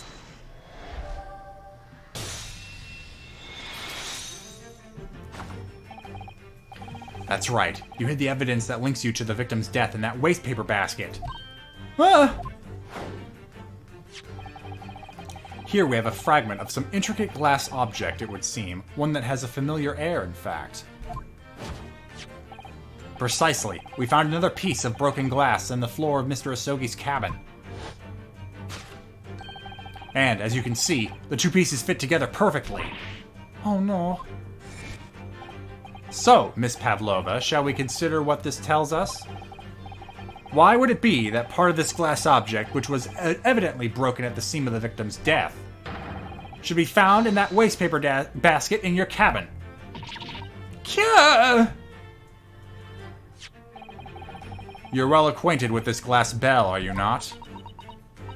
I don't know, and that hushed Russian accent of yours won't save you this time, dear girl. Why? Because we have conclusive evidence linking you to the bell in question. What? Take it away, Mr. Naruhodo. Yes. The evidence linking Miss Pavlova and the little glass bell. That would be the picture of her with the cat, because it's on that cat's collar. Yeah, I keep forgetting I have to press a different button to present. Yes! If you look at this photograph, you can clearly see, hanging from Darka's collar, the very glass bell in question.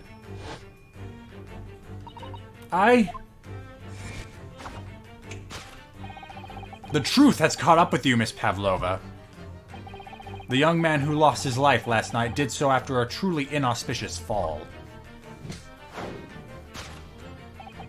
And the cause of that fateful stumble?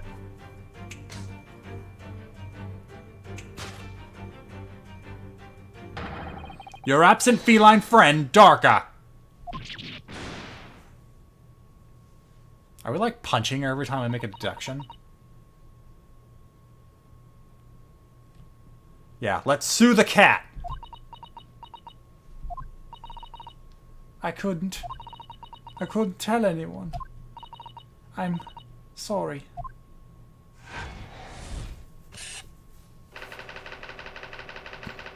Death by Whoopsie.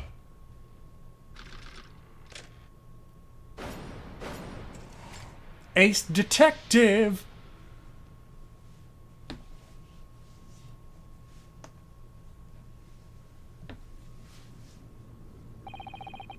Why don't you tell us now, Miss Pavlova? Tell us exactly what happened last night. It was a little after 1 in the morning.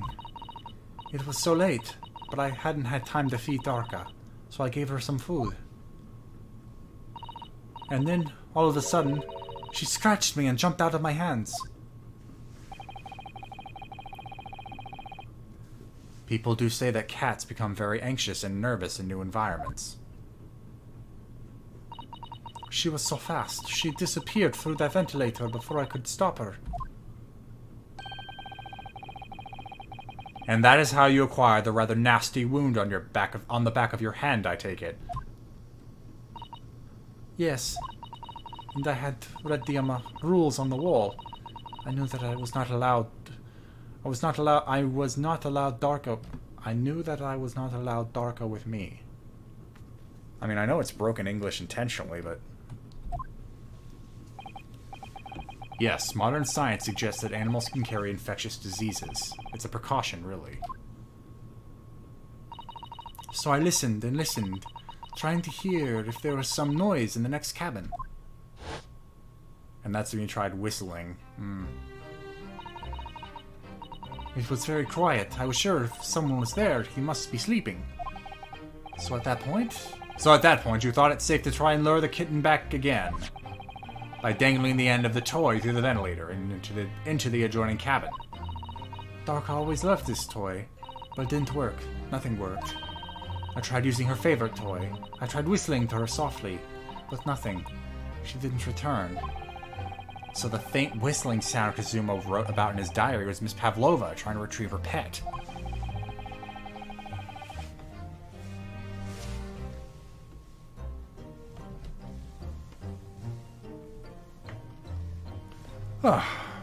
Cats have a propensity to remain hidden in the shadows when frightened.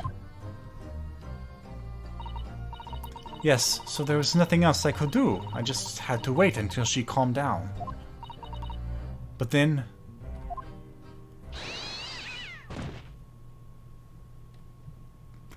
And that's when Kazuma died.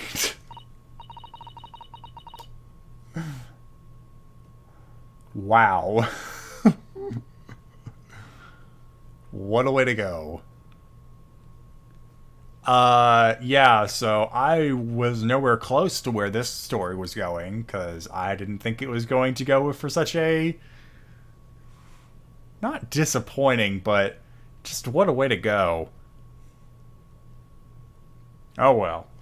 I nearly passed out with shock. I heard her cry out, and then... Oh, it was such a dreadful bang! Then afterwards, nothing. It was totally silent. Kazuma was... Man, Hosonaga must feel so bad. Or maybe so good. It's like, well, I can't protect him from that. That's gravity. From the appearance of the brown mark on the floor, it seems likely that what you heard was the victim stepping on the glass bell and tripping up. The SS Beria is a large vessel, but even she can pitch and roll violently without warning. If Mr. Asogi was already off balance as a result of the ship lurching when the kitten got under his feet, then the combination of unfortunate factors could easily have caused him to fall over.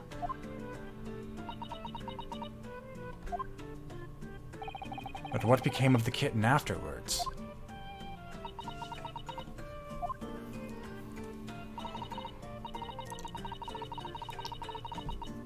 In the end, I managed to get her to come back through the ventilator. Yet Darka is nowhere to be seen. I must have forgotten to lock my case. And now she's disappeared again.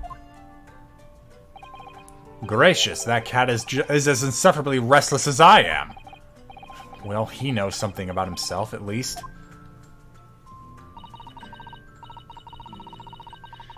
When I woke this morning, I heard that a young man in the cabin next to mine had died. But I couldn't bring myself to tell anyone what had happened. I was too scared. Scared that they would send me back. Oh, hold on a minute. What about the snake? You're right. Where is it? If the snake isn't your friend, Miss Pavlova, then whose is it, and where'd it come from? What on earth is such a dangerous creature doing on board the ship? Aw, they're friends now. Or, maybe frenemies. Oh, I didn't say? Snake is my friend. Snake, his name is Porisco. What? What? That snake belongs to you? He escaped from cage when emergency alarm sounded. I was looking for him. I did not expect to find him in here. How did that snake get into this cabin? But animals are not permitted on board. Ha! We are at sea for 1 year. You want to be that long without a close friend? Without someone who understands? Couldn't you find someone a little more human who understands you better? But my dear burly fellow, a gargantuan venomous snake? Surely you can't appreciate the danger you're putting everyone in. No venom. Huh? Briscoe does not have venom. He is harmless, very long but very gentle. He is adorable like Granny. It's venomless. Venomless? Yes. Now he's hungry, so he's in a bad mood. But once I feed him, you will see big smile. And you feed him what? Milk, I suppose? Ha! Like they say they milk chickens? Ridiculous. Snakes that drink milk are only in stupid stories. Briscoe eats mouses. Big, fat, round mouses. Ha, so... is that what the mousetrap in the passageway out there is for? Of course! How else can I catch my friend's favorite food? Nothing says top of the food chain like the look in their eyes right now. Oh, no eyes on Herlock.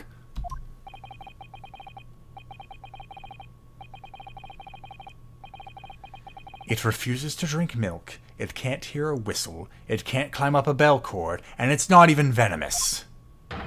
How the deuce did something so inept land a starring role? It's not my fault. I do not make up stories. My Prosecco has nothing to do with this incident.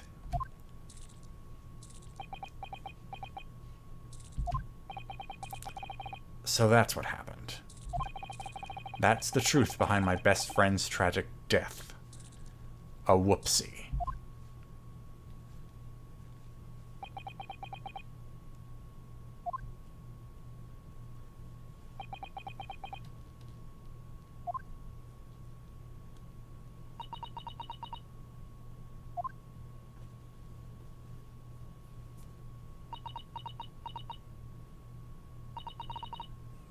Miss Pavlova.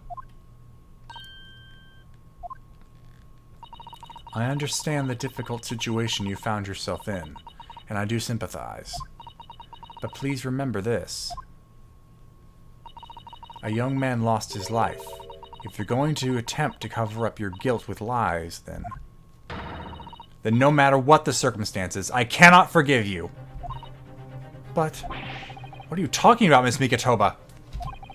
What lies? Miss Pavlova just confessed everything. How'd she get the other half of the bell? It was just a series of unfortunate events. An accident.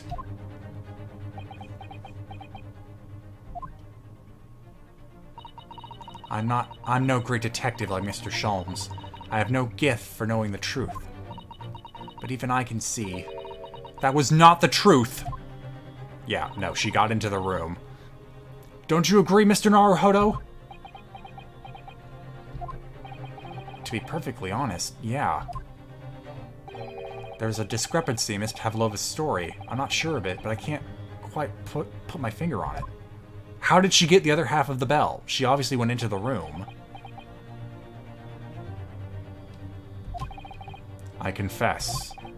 I was intending to let Scotland Yard deal with any outstanding issues on this matter. Oh! I'm only present here for a very specific reason. The truth is, you, Mr. Naruhodo, are simply a distraction. A distraction? I do hope you've not been finding your shackles too uncomfortable. Ah, not again. When did he do that? Especially as they're on your wrists as a result of my intervention. I was rather hoping I could resolve matters before we made our next port call. You were, Mr. Sholms? Yes, but I overlooked one important detail. The deceased young man was a very close companion of yours. Was he not? Yes. Zuma was my closest friend. I owed him my freedom, even.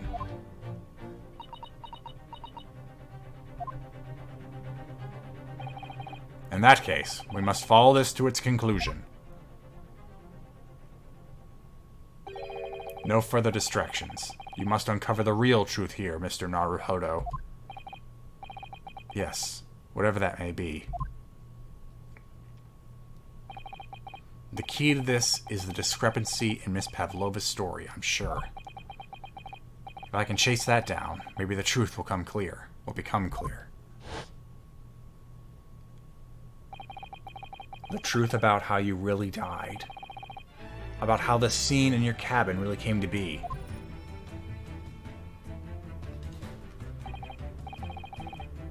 Alright, I'll see what I can do.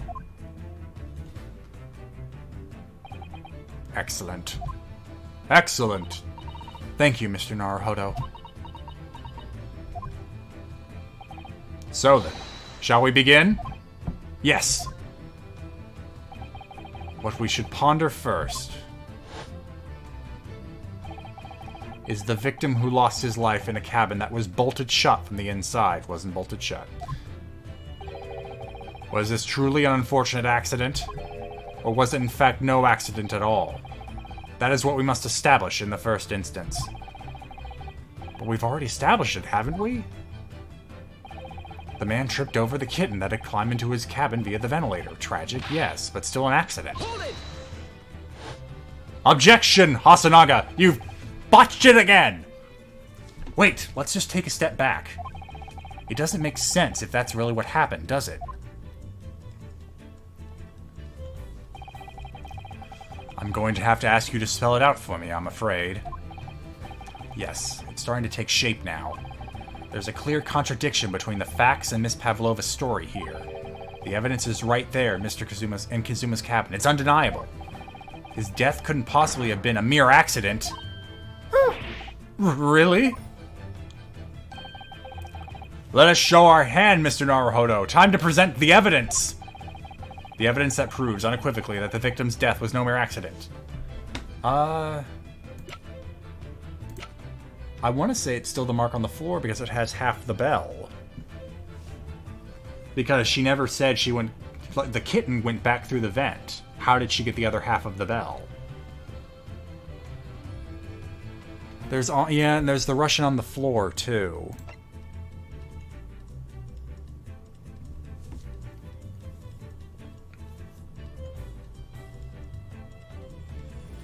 I'm torn.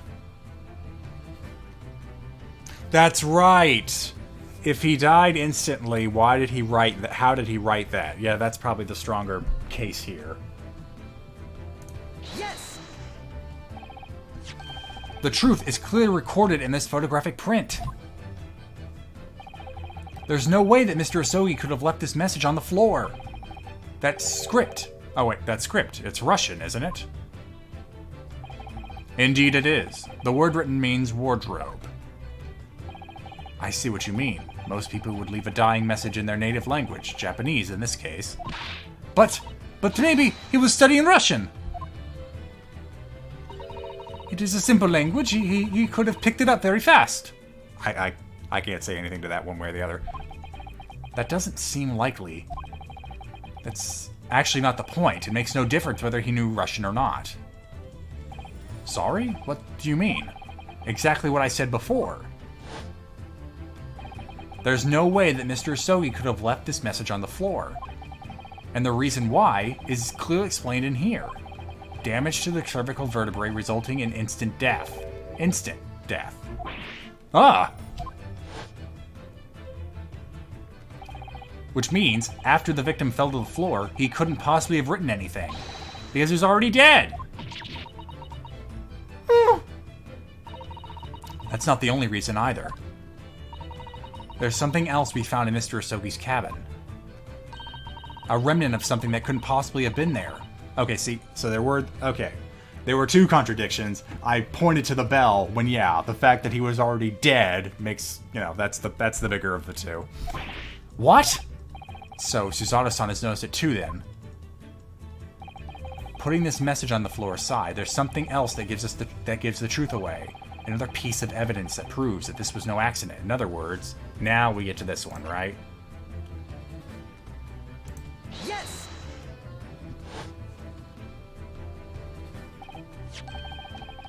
This piece of broken glass next to the mark on the floor. But how's the glass bell the kitten had around his neck?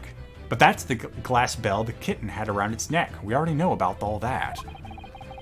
It was broken in half when the victim tripped over the cat and fell. So we already have a satisfactory explanation. Where's the flaw in that logic? Unfortunately, there is a very big flaw, a fatal flaw. What? If that's really what happened, then how did one half of the bell end up back here in the cabin? Oh.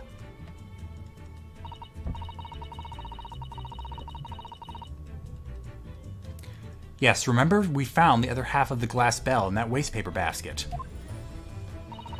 Would you care to explain that, Miss Pavlova? Oh no. Both these pieces of evidence clearly point to the same conclusion. That when Mr. Asogi died last night in his cabin, there was someone else in the room. And that same person deliberately arranged the scene to disguise the truth. In order to cover up his or her own guilt. Yeah! Yeah! I'm not sure how she would do it. Yes, there was someone else present in Mr. Asogi's. Ooh! You're wasting time! Yeah, there we go. Someone else was there? Duh, of course, we know this! What are you talking about? Bulkhead was bolted shut from inside. There was no way in or out. Oh, yes. It was only bolted shut after the ship jostled. And the only other person in cabin when young student died was you! Yes! It's true. I was in the cabin when it happened. You were shut inside the cabin wardrobe, to be precise about the details. But I don't know Russian. There's no way I could have left that message.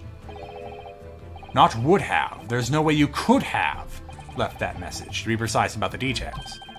Would you mind? Ah ha ha ha ha ha! Forgive me, my dear fellow. As I was saying, the person in question wrote the word wardrobe in Russian on the floor in an attempt to incriminate me for the crime, even though I had been asleep in there the entire time. And then, the same person picked up the broken glass bell that had fallen to the floor, for fear of it becoming evidence that it would show how Mr. Sogi really died. But why wouldn't this person have taken all the pieces of the bell away? Leaving half behind was always going to raise questions. Yes, well, it was past 1 o'clock in the early hours of the morning. The cabin would have been quite dark. The single, small lamp suspended from the ceiling would have barely cast any light onto the floor there. Little wonder, then, that the culprit failed to notice a fragment of the tiny item. A bit of a contrivance there.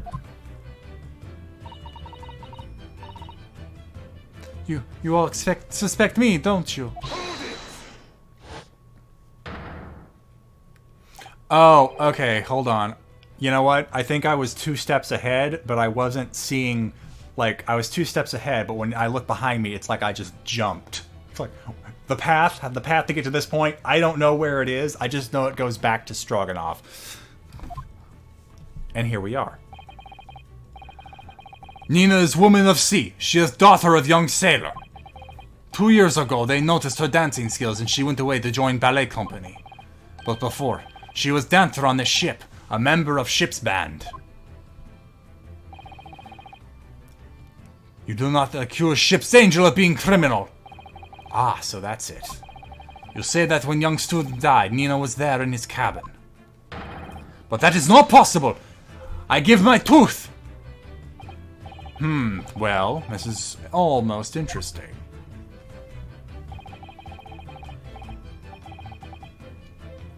And why would you give your tooth, pray? How can you be so sure? Humph! You're a great detective, you should know. Look truth in eyes, Captain Bulkhead was bolted shut from inside. Nobody could go into cabin, not Nina, not anyone. Or you want to tell me that killer can walk through locked doors? Yet it's impossible. Ah, he's right. But wait! I've read about this in detective stories. People often tie... Why are you bringing this up now? We know that's impossible because of the bulkhead. Alright, well, let's play this out. People often tie thread around door latches so they can open and close them from outside. Thread? Are you stupid? These bulkheads are not barn doors. Certainly not. These are watertight doors, as one would expect to find on any modern steamship. Constructed of heavy steel, with not a gap in sight. No threads or needles or magnets could have been used. No, of course not. I thought so too. But Mr. Naruhodo suggested it earlier, so... Susanoo-san, how could you shift it onto me like that? So Seaman Stroganoff has a valid point. The cabin door couldn't have been bolted shut from the outside. Not necessarily. What? I put it to you that I could bolt this cabin door without laying a finger on it.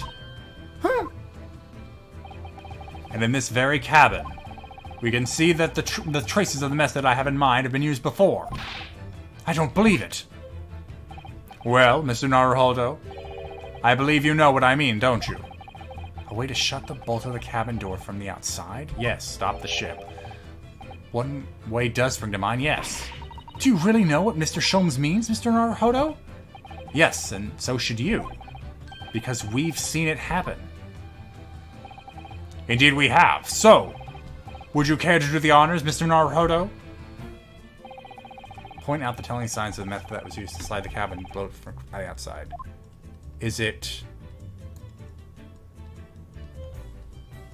I hope it's this.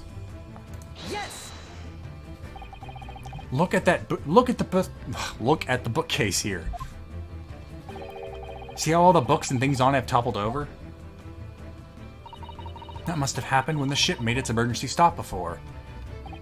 Yes, that's right. It's a very powerful vessel, after all. When the engines are thrown into reverse, a violent jolt goes across the entire ship. Any small objects that aren't fastened down are bound to fall over. I believe... Yes, it's what's known as the force of inertia, acting on objects. Is there nothing Susato-san I mean, she doesn't know a lot, as we've clearly seen. Well, whatever it's called, the same force that pushed over those books on the bookcase also made something else in this cabin move. The bolt on the cabin door. Ah! It was very obvious just after the emergency stop that the ship made earlier. We had come into this cabin not long before, and we hadn't bolted the door. But then...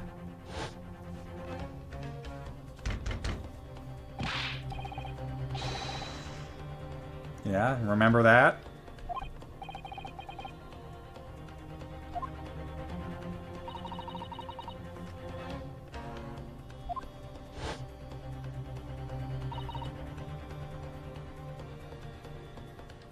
Oh, yes!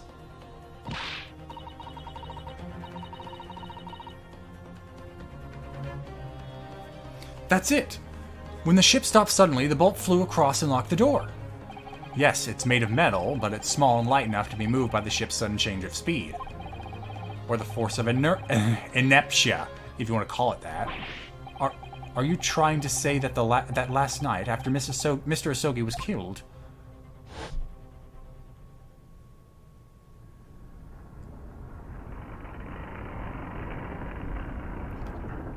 Can't wait to see how this is done. Magic. The SS Beria made another emergency stop? When I woke up this morning and looked around the cabin, I thought it looked a little odd. All the books on the shelves had toppled over, and all the ornaments. It was almost as if someone had run their hand across the shelves and deliberately knocked everything over. Oh yes, I remember that. And I stood them all up again, didn't I? Then when we came into this cabin, we were surprised to see the same thing here. All the books and everything had toppled over, just like in Mr. Asogi's cabin. Oh my! Do you have anything to say about this, Miss Pavlova? Are you out of your mind? You say Beria made emergency stop? It does seem a little far-fetched. How could that possibly have happened? Unless you're saying that the culprit is actually someone from the engine room. Oh, it is simple enough. Hmm? Are you forgetting the button in the passageway outside? Used to trigger the emergency alarm? Oh, yes, of course. There was a notice, wasn't there? Telling you only to press the button in times of emergency. On dark nights when fog is dense, the captain cannot afford to rely on the eyes of his lookout alone. Hence the placement of a number of buttons around the vessel to allow any crewman to raise the alarm. The sort of button one is almost compelled to press to satisfy one's curiosity. Wait, it was you? When the button is pressed, two things happen in the interests of safety. The emergency alarm bell rings, and the vessel comes to a complete stop. As indeed it did a little earlier today. I think I lost the Sholms voice for a bit. I'll try to bring it back. I know you come for the voice acting, not any sort of attorney analysis. Granted, this whole case isn't even happening in a courtroom, so what more can I do? Mr. Sholms, surely it wasn't you who... As I always say, a button has but one purpose in life. To be pressed, whatever the occasion. He sounds almost proud of himself. How dare you mess with ship? I report you the captain. You are in much trouble now. Now, I'm sure all that can wait until later. Let us not overlook the fact that we have now learnt a valuable lesson. When the vessel makes an emergency stop, the bolts on the cabin door slide closed. So, what we must now consider... Yes, it all comes down to one thing now. Last night, after what happened to Mr. Asogi, did this ship make an emergency stop, or did it not? You are idiots! Beria is Zushu with many passengers. If we make emergency stop, even in the middle of night, there'll be chaos everywhere. What are your thoughts, Mr. Naruhodo? Well, it's certainly possible that some kind of emergency happened last night. We have evidence to support that idea. Really? What evidence, Mr. Naruhodo? Fascinating! Do show us, my good man! What evidence promotes the theory that some emergency gripped this vessel last night? The log. Don't click. Hit present. Yes! Seaman Stroganoff. It's your duty to patrol the first-class area of the ship, isn't that right? Duh! That is correct. Why? And the ship's log here. This would be where you record the details of your duties? What are you doing with that? That is mine! Ah, you rather carelessly left it atop a little... You carelessly left it atop the little makeshift burrow in the passageway out there. But as responsible passengers, we took it into our care with a mind to return it to you later. I left it there on purpose. That is where I put it always. The point is, looking at what you usually record, it's clear that under normal circumstances, you write the phrase nothing to report every 30 minutes. But from 2 o'clock last night until first light this morning, nothing was recorded at all. Nothing recorded in the log? That is... Duh! Because nothing happened! But if nothing happened, you would normally write nothing to report, wouldn't you? Indeed so, which tells us that shortly after 2 a.m., something happened here aboard the SS Beria. Ugh. Something sufficiently significant to make you forget to fill in the ship's log, in fact. Are you suggesting that the ship really did make an emergency stop in the middle of the night? Stop talking rubbish! Until I start talking Russian. If I'm perfectly honest, I find that a little hard to believe myself. Oh, why? Well, because if it's something as major as an emergency stop really had happened, surely all of us would have noticed. That's very true. Thanks to the emergency stop we experienced earlier, we all know what it feels like now. The ship lurched so violently, and the alarm bell was so loud. I can't imagine that anybody would sleep through that, even if it had happened in the dead of night. Well, no, that's a good point. What, of the throbbing? Sorry, what do you mean? Your head, man. The throbbing of your head since this morning. We have all suffered with it. Ah! Oh, yes. I have had a headache, you're right. In fact, I haven't been feeling myself since I woke up today. Nor have I! My head has been feeling heavy ever since dawn. Yes, you've all been afflicted, haven't you? Just as I suspected. He's right, my head's been throbbing today too.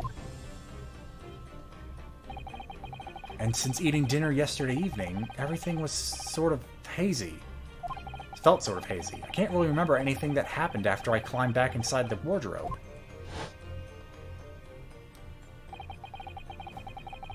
Then the first thing I noticed this morning was the throbbing pain in my head. I had already been dragged out of the wardrobe. And had those handcuffs put on me by that point. And had those... Well, that's some weird infliction I gave it. Why didn't I wake up with all that was happening to me? Tell me, Mr. Naruhodo. You boarded this vessel as a stowaway, didn't you? Oh, well, yes. Sorry. The stowaway class of accommodation doesn't usually include meals. What did you survive on? Ah, well, Kazuma looked after me. He was always happy to share his meals. So you enjoyed some of the whole roast chicken dish that was served yesterday evening, I take it? Yes, in fact, I had all of that. Kazuma wasn't fond of chicken. Oh, really? So the victim didn't eat any of the chicken at all? That's right, he didn't touch it. Is that relevant? My dear fellow, does that not strike... Oh my gosh. Really? Everyone had food poisoning from the chicken? Is this airplane on a boat? But it was the fish that killed everyone on that.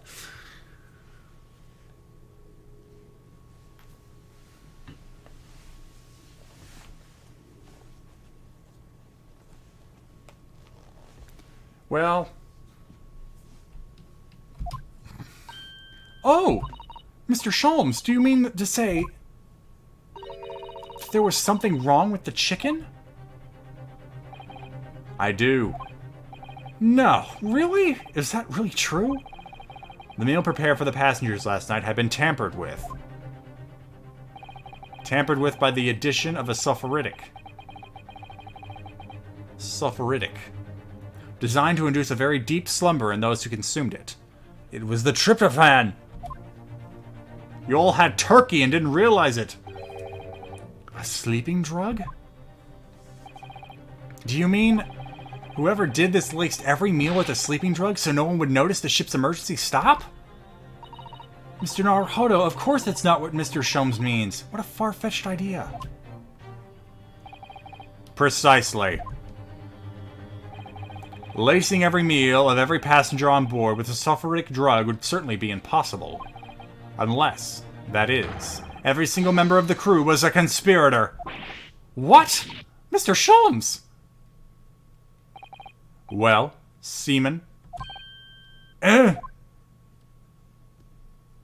This case has taken so many turns. I don't think I can get ahead of it. I think I'm just along for the ride now. I'm sorry to say that any more deception in this matter will get you nowhere.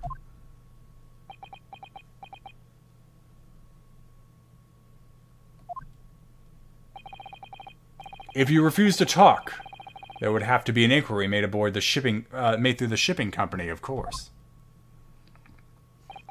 And were that to happen, every member of the crew, and the captain himself, would be hauled over the coals. For aiding and abetting a renegade. Ugh.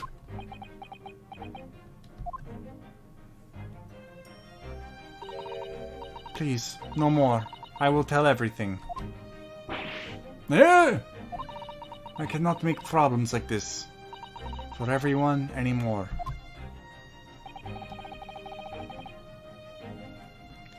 We've got a rogue cell here. These crewmen are your former comrades, I believe. Yes, so when I decided to run away, I asked them to help me. We all agreed to help, everyone together. She threw away everything. Her fame in the ballet, Mother Russia. We wanted to help our angel.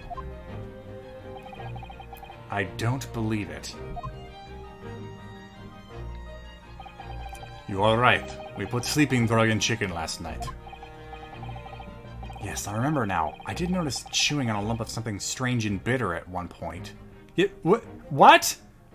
You just chewed on the you just ate the pill. Okay.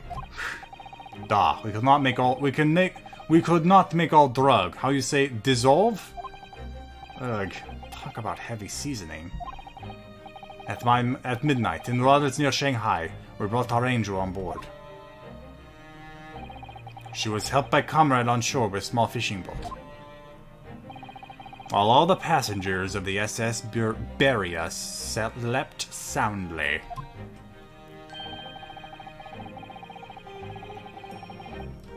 Thanks to the almost magical effects of a slumber-inducing potion their evening meals had contained. So if that's what happened, the only people awake on the ship last night were the crew, people who disliked chicken, and the newly boarded passenger, Miss Pavlova. And that means it would have been possible for you to have used the emergency stop trick to lock Kazuma's cabin door.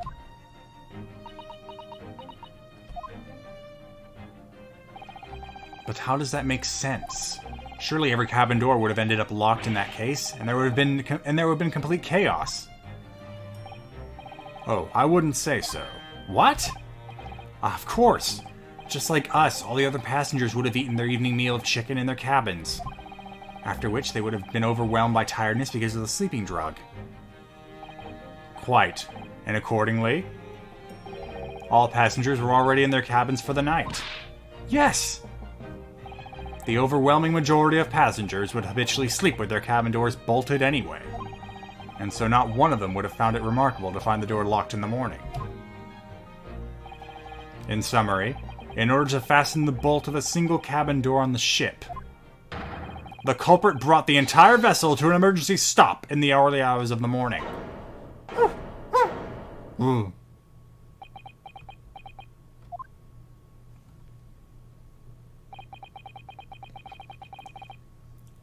You have talked a long time and said many things.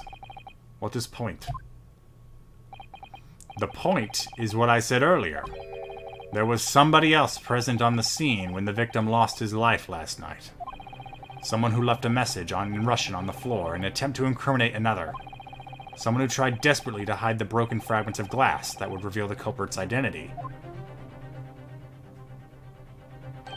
And someone who abused the ship's emergency stop procedure in order to lock a door. All told, a busy night. All told, a busy night. But... I don't know about any of this. I'm just a little girl. You like to speak with your long English words and explain your clever ideas. But I am a sailor. I am sailor, and sailors don't listen to long, boring stories we don't believe. Sailors like me, we trust only what we see with our eyes. A laudable trait. What? I'm quite of the same disposition, my good man. Observation to me is everything. Mr. Naruhodo. Oh, yes? Do you hear it? That accusatory cry of guilt on the wind? What accusatory cry of guilt? Sorry, you've lost me. Proof of involvement, man. But you can't hear such a call with your ears. No. You must hear it with your eyes, for observation is the basis of all deduction. What are you talking about? I believe the time has come. For one final logic and reasoning spectacular to expose the truth. Here we go again. So, Mr. Naruhodo, your assistance, if you please. With what exactly, Mr. Sholms? With observation, my dear fellow, just as I said, of these two Oh, you've lost me on this one. With these two prevaricators. It's like provocateurs, but something else. Versicators? Observation? If you remember, Mr. Naruhodo, we know that somebody tried to fabricate evidence, don't we? By tampering with the scene of Mr. Asogi's death. What we're looking for is some trace of evidence that one of these two was there when it happened. Precisely! You are delightfully quick to grasp my meaning! Alright, I'll see what I can see. So we're looking for a trace of evidence that shows someone else was there last night when Kasuma died.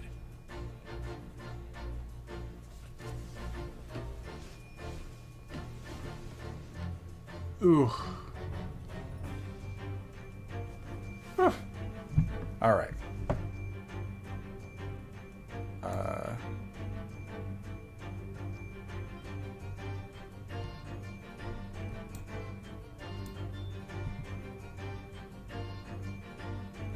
Yeah, where's your earring? Do I have to point out both of these?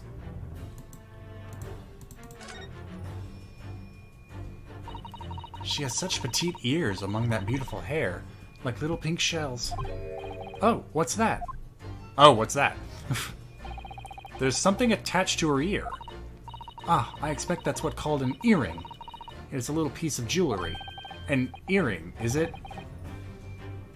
It really is tiny. Perhaps part of it is missing. Maybe it broke off. So now all that's left of that clasp that attaches to the ear. It's the clasp part that attaches to the ear. If that's the case, she doesn't appear to have noticed that it's broken. Go for broke. Present. Yes. Oh, that didn't work.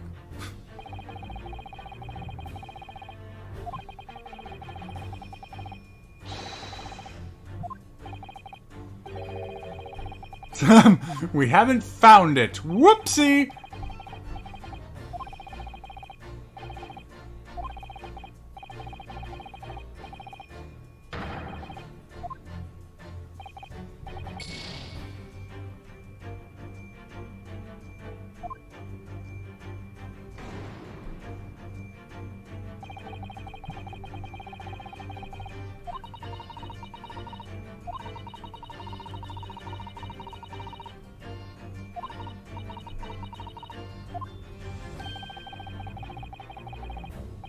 I imagine the shoe polish is probably here somewhere.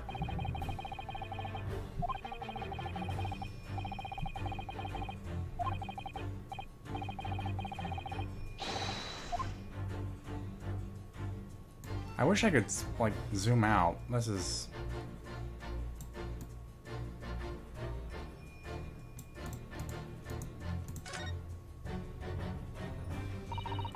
She has such petite ears. Like the pink shells. There's the earring bit again.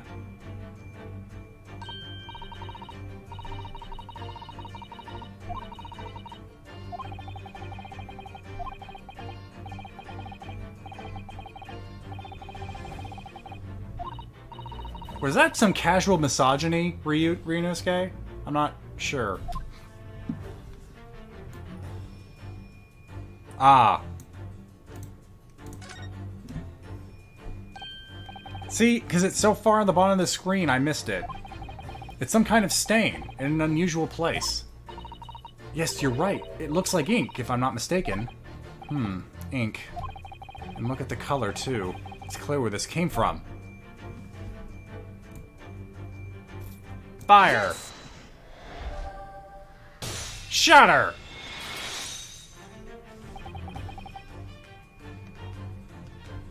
Seaman Stroganoff. You seem to have quite the large purple stain on the back of your white uniform there. Eh? Ah, yes, I don't know where the dirt comes from. So nothing in particular comes to mind about the stain? What are you trying to say? It would appear that the significance of this stain has escaped your attention, Seaman. Allow us to make it plain. It's a very large purple stain on the back of Seaman Stroganoff's uniform, and I think what made it is clear. Indeed it is. So, Mr. Naruhodo, present the evidence that proves it. My pleasure. Alright then, the evidence that proves that what the stain on the back of Seaman Stroganoff's uniform really is. Probably just this, isn't it? Yeah. Wait, no, what the... Wrong button. This is the button I want. Yes.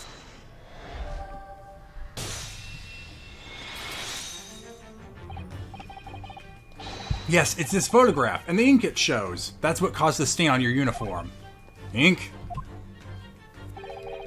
A rather unusual color of ink, purple. Ugh! Ah, the penny drops at last. Now you see the significance. The Russian word on the floor next to the victim's body was written in purple ink. Oh, that was me. And the stain on the back of your uniform is the ink of the exact same color. If the ink had been dry, it couldn't possibly have stained your uniform in that way. Which means... you must have been present in the cabin in the moments immediately after the ink was spilt. Alright, yes. It was me. I did it. Everything. Yeah, you're covering for somebody. I arranged everything in dead student's cabin to make it look like Wardrobe Man did it. Then I pressed button to make Buria do emergency stop and both cabin doors shut. I did everything so no one would suspect our angel. Biff, please. Your name is Biff Stroganoff and I still can't get past that. Don't worry, Angel. Let me do talking. It was after 1 in the morning. I was on duty patrolling passageway. Then our angel came to me. She was white like sheet. Biff, please, you must help me. I went with her. The door to cabin number 1 was open. When I looked inside, I saw student boy on floor. What happened here? No shoe polish, no bell. Please, don't tell anyone. My little one, my little furry friend. Everything that happened in cabin is like Angel told you. The kitten escaped through the ventilator through Mr. Rosogi's cabin. Then he tripped over it and broke his neck when he fell on... Then he tripped over it and broke his neck when he fell on the floor? To the floor? I'm getting tired. Yes, that is right. So after the incident with the cat, when the cat ran away, Miss Pavlova then visited the cabin next to hers? Only to find its occupant lying lifeless on the floor. She said she was worried when she heard sound of something falling on floor. That's when she went to look. No, Angel. No, Angel?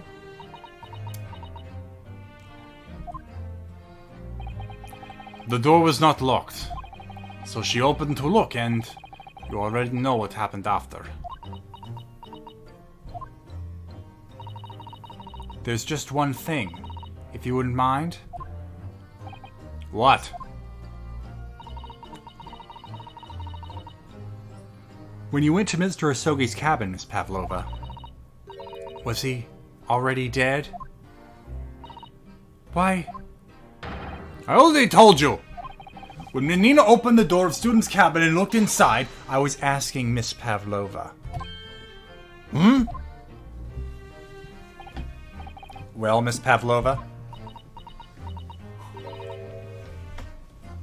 Duh. Oh. Yes, that is right. I saw him. It was dark, and he was wearing black, but he was on the floor, not moving. Headband still fluttering in the breeze. That wasn't in the room. I was scared.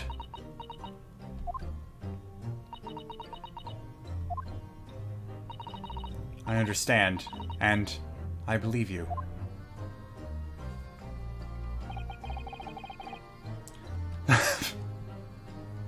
Okay, hold on. I'm screen capping that for future use.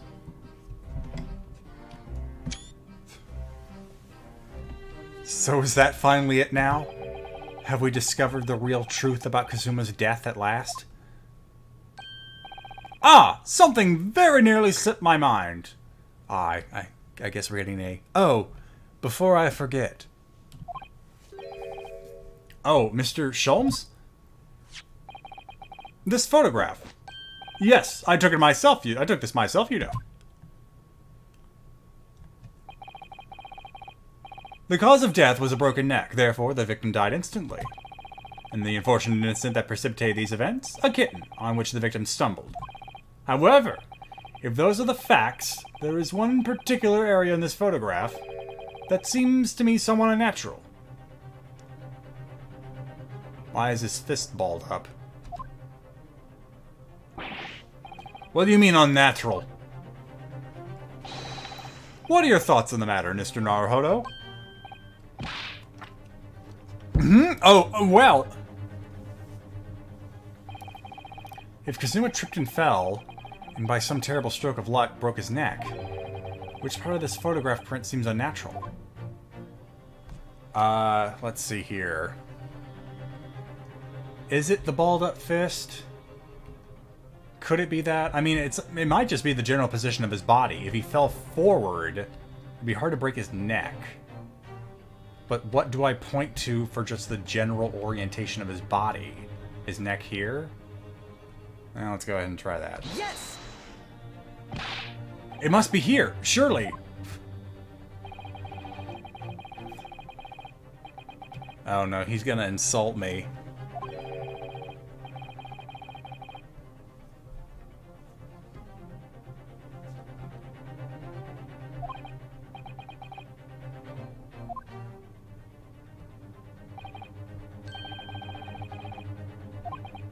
Ouch. Stop it, Sholms. Stop it. I had to fix 2 of your great deductions. You can give me some credit, you jerk.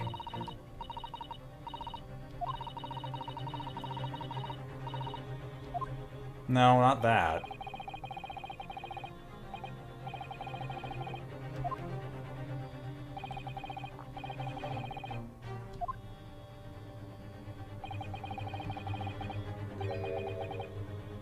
I knew it was the frickin' hands. I should have trusted my gut. Yeah, his hands were balled up. Yes, when you're trying to catch yourself when falling, your hand would be open, not closed. Yeah, I frickin' saw it, but I didn't trust my first intuition. Yeah, this right here. Yes!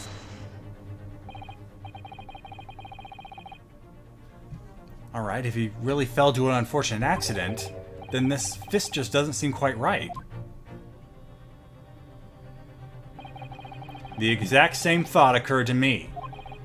In a fall, one's instinct is to open the palms flat.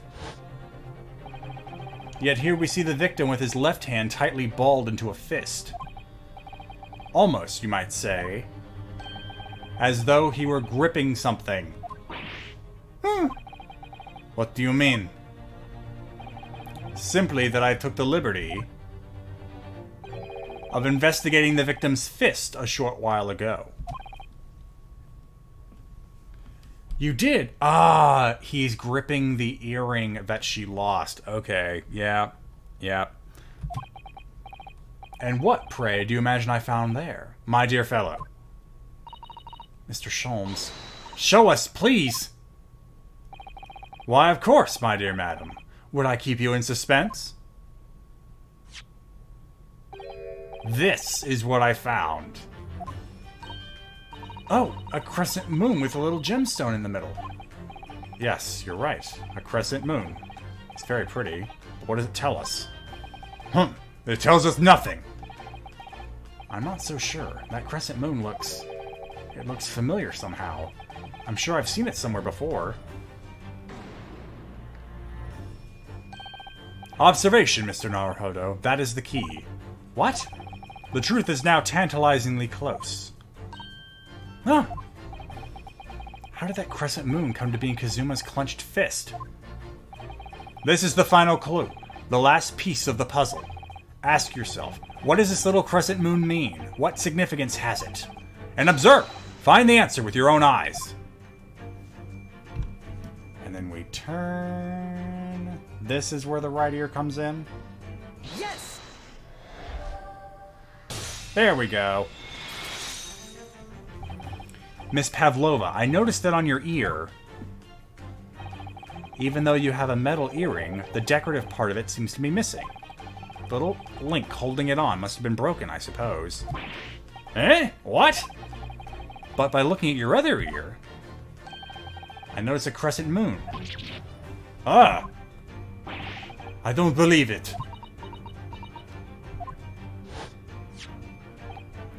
Now, the missing crescent moon we found in the victim's was found in the victim's clenched fist. Clearly, there was only one logical conclusion.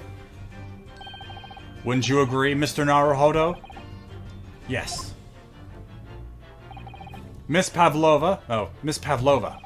Mr. Asogi must have grasped that crescent moon and pulled it from your ear. Perhaps just moments before he fell to the floor. Huh. In other words, last night, in Mr. Asogi's cabin, you witnessed the moment when the victim fell with your own eyes. In fact, you were quite literally at arm's length from him. But then the question is, why did Mr. Asogi do that? Why did he pull your earring from your ear and hold it in his clenched fist during his final moments? Oh no. Angel? No one can protect you now.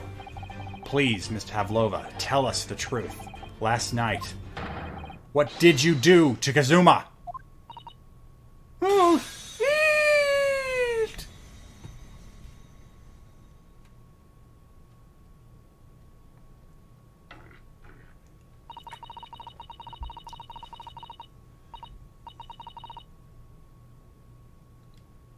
I don't know who's narrating here. I'm just going to assume it's me.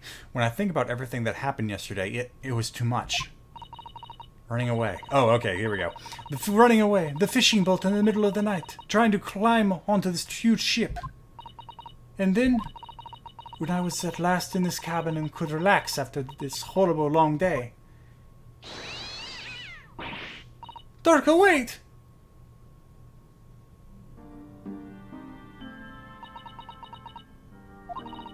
I couldn't believe it when she disappeared through the ventilator.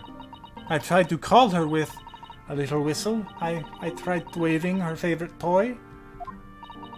But nothing worked. Darka would not come back.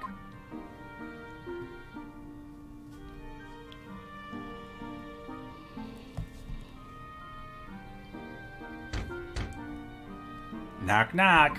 Who's there? Murder. Murder who? Murder you!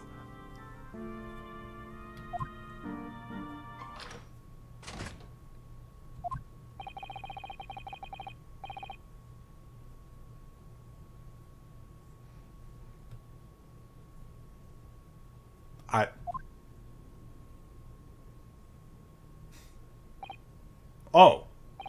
I'm sorry. Oh, geez, what was my Kazuma voice? I'm sorry! I thought it was a friend of mine!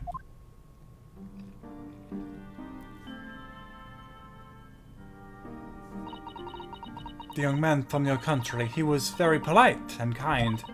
He helped me to find Darka, and he promised not to tell anyone. But then, when I had my friend in my arms again and I was going to leave the man's cabin... Just a moment! Sorry, but... Oh, yes? I'm sure I know your face. I've seen you somewhere before. Ah! Ah, of course! You're Nikolina Pavlova, aren't you? The Russian ballerina? Huh? No, I don't know that name. My heart nearly stopped when he said that. He knew who I was. How could this man from a land in the faraway east know a Russian ballerina? You know Russia extends to the far east, right? Yes, I saw your performance in Japan. The beauty of the ballet made a deep impression on me.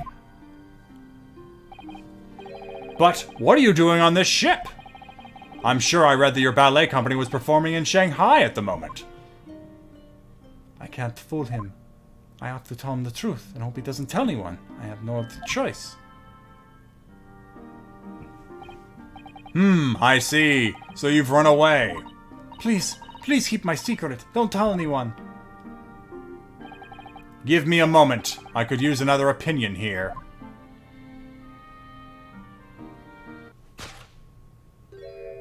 He's going to pull that cord. He's going to tell the captain. Why did I think I could trust him? Oh, the tragedy. The true tragedy of the moment. Then it happened. Everything at once. It was only a second, but it felt like forever. Wait, I shouted, and then... Meow! Darka jumped out of my arms and down the young man's feet. And... so he still tripped and fell as he turned around to look at me. Okay. Interesting choice of... Oh, you still did it. You still did it, you monster. Whoa, unfortunate. I pushed him. I don't even know why. I don't know why I did it. I was just so scared. And I had to stop him from telling anyone about me.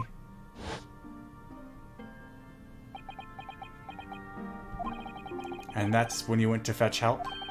From Seaman Stroganov, who was on duty out in the passageway. I heard Nina cry out and fell on the floor, so I ran to her. She was standing at cabin door, shaking like leaf. She looked at me and said, "Help me, Biff.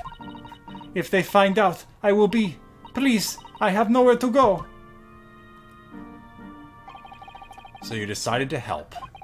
And that's when you arranged things in Kazuma's cabin to make it look like I did it.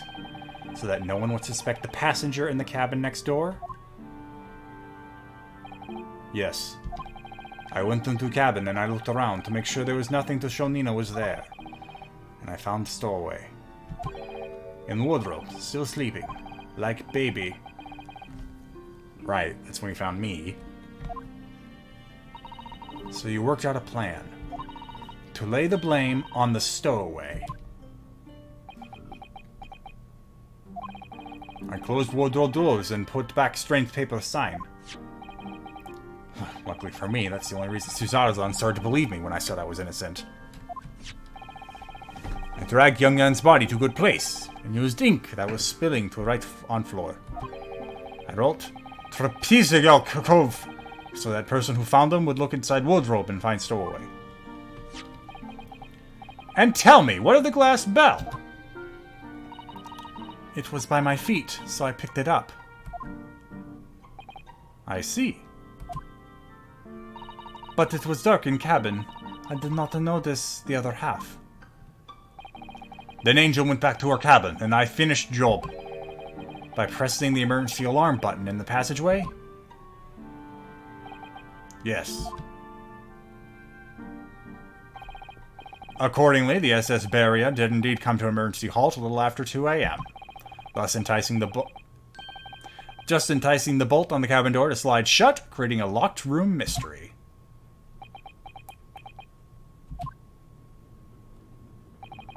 There's still one thing I don't understand, Miss Pavlova. I can't wait for someone in the comments to tell me it's Miss Pavlova or something like that, and I've just been doing it wrong this whole time. What? Well, you said that you told Kazuma about the fact that you run away from your homeland. And it's because you were worried he was going to tell the captain that you pushed him. And he was worried that he was going to tell the captain that you pushed him. Isn't that right?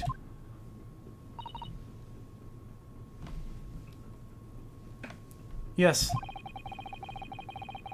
But even if he had pulled the bell cord and called for the captain of the ship, aren't you friends with every member of the crew? Why would that have been a problem? The captain's a die-hard Romanov. They'd want me back. It was what he said first that made me scared. What he said first?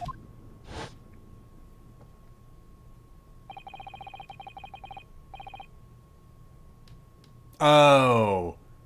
Oh. How unfortunate. What are you doing here at this time of night, Inspector?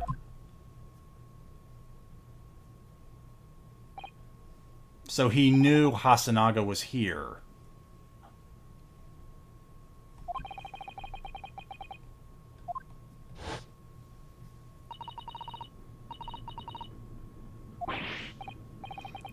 Ah, yes, meaning me. Oh, I think I held on the spacebar there. Who was supposed to be acting as his bodyguard. I thought that if police knew about me, they would arrest me. So before he could pull the bell cord, I... May I stop you a moment, please, Miss Pavlova?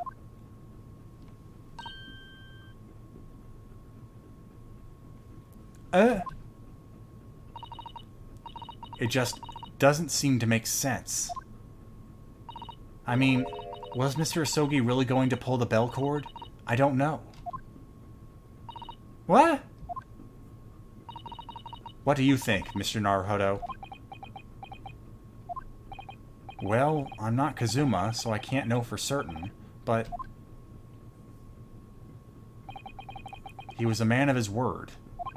If he told you he wouldn't give your secret away, then he wouldn't have done. That was weird reading. If he told you he wouldn't give your secret away, then he wouldn't have done. I feel like I feel like so needs to be at the end of that sentence to make more, kind of have it flow better. I wanted to critique the game's use of the legal procedure, but now I'm just red marking it. No, he was walking over to it. He was going to pull the cord. He was going to make them send me back. Well, Mr. Naruhodo, the day's work is not yet done, it seems. There is one more deduction to make.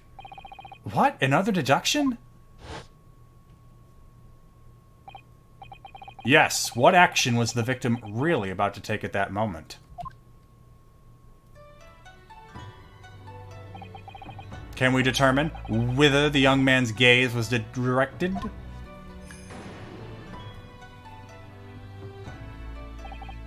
First, consider the victim's location within his cabin.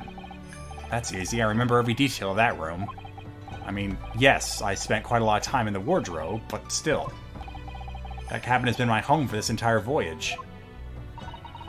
So this is how the cabin looked last night, when Miss Pavlova visited Kazuma-sama? Yes, that's exactly how it was. Are you ready then, Mr. Naruhodo? Yes! If there's one thing I've learnt today, it's that a simple gaze can reveal all manner of truths. And not only that, in order to draw the right conclusion, you can't afford to be out by even a little bit when you're following the gaze of where it lands. So when he turned away from Miss Pavlova, what exactly was Kazuma looking at? He was looking at you! Let's enjoy the music for a sec.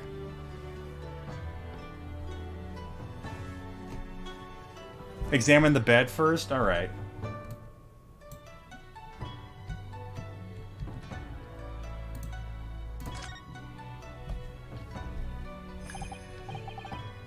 His bed. I remember him being annoyed about the pillow. He said it was too thin. Didn't he put that big, thick book of Japanese law underneath it, in fact? Perhaps he was thinking of looking something up. I have that. Talking to Miss Pavlova made him acutely tired. What?! I just got an achievement for this. Why?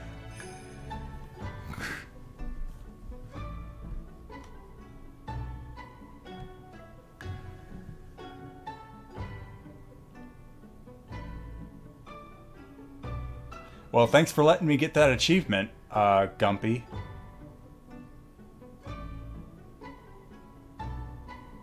Take that!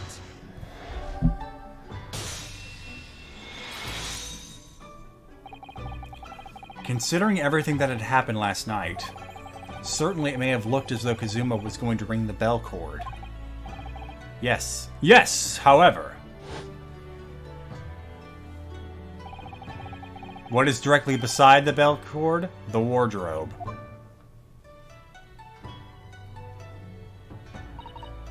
The wardrobe? And, more importantly, what was inside the wardrobe? The man's great friend, sleeping soundly. Ah!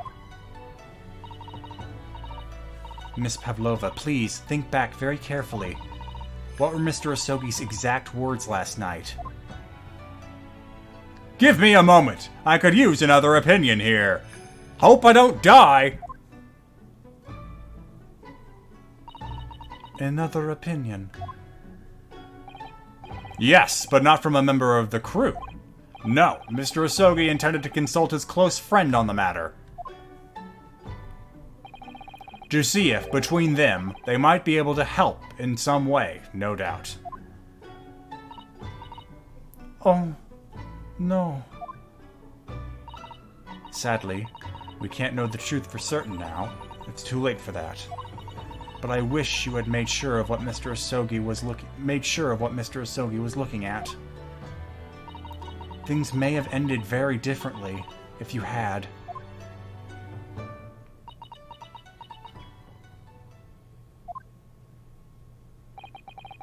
Miss Pavlova. I want to thank you for finally admitting the truth. Now we're taking your cat and you'll never see her again. But, unfortunately, the truth is, a man lost his life because of what you did, and that will never change. I hope you'll never forget that.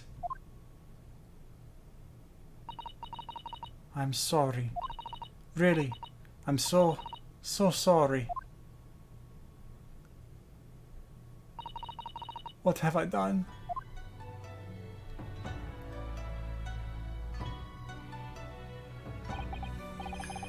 And so, at long last, the mystery surrounding the tragic accident on the SS Beria was finally laid to rest. and we dumped Kazuma's body overboard, having no use of it.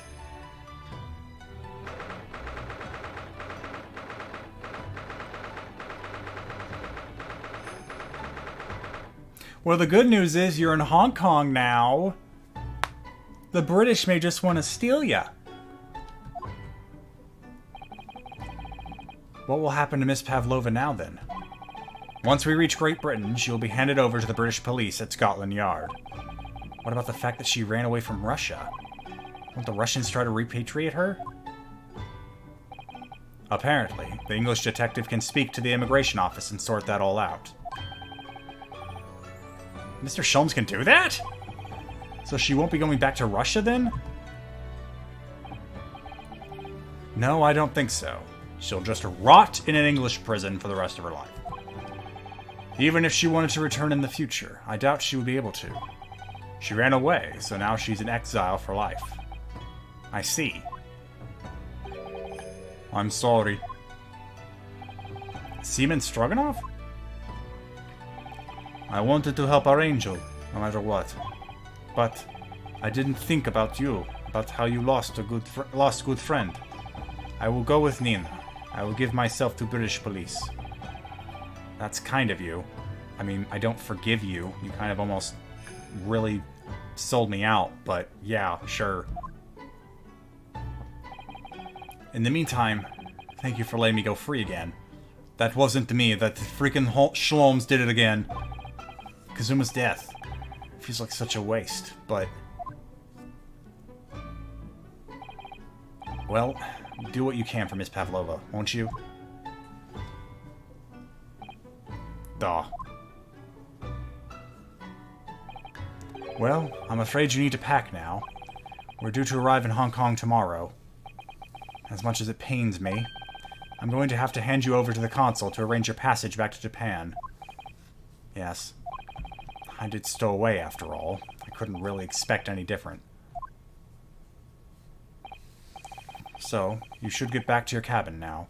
Say goodbye to the wardrobe.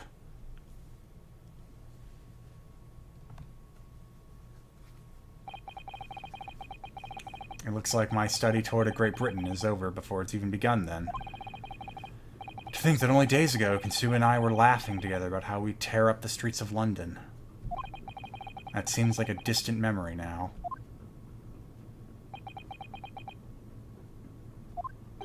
Oh, what's that? Is it someone weeping? Oh! Okay, didn't know you were in here. Suzato-san?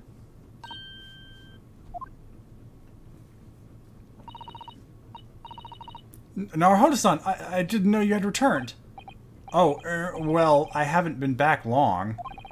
Inspector Hosonaga just told me I should pack, you know, ready to leave the ship tomorrow and all that.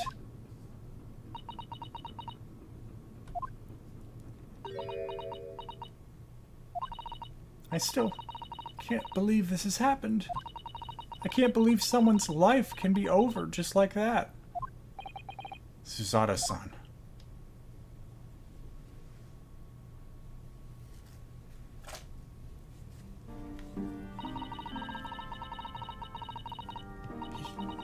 He had such grand ideas for this visit to Great Britain. So many dreams. And now they've been cruelly taken away. Just as he has. I thought I could never forgive the person responsible. But now we know the truth. It was just an accident. Just a silly series of mishaps. One big whoopsie. It's too much, Naruhodo-san. It's just too much.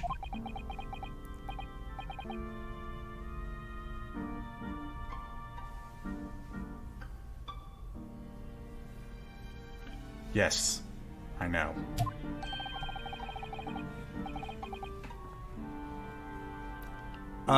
Who knows who's speaking? Let's just say I wish there was something I could say. Oh, Inspector, can you leave us alone for 5 minutes? My duty was to see Asogi-san safely to Great Britain, but I failed, and caused his two closest friends the great pain and suffering as a result. I've let everyone down. and I will do anything to make up for my terrible blunder. Nobody blames you, Inspector. And I'm free again. I'm free again now, at least. What?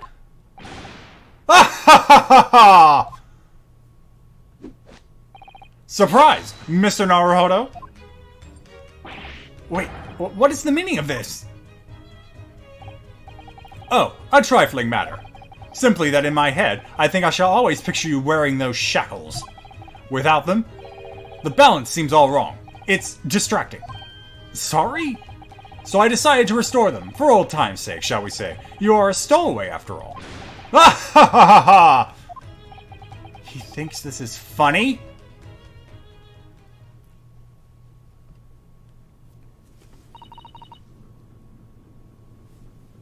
Mr. Sholms.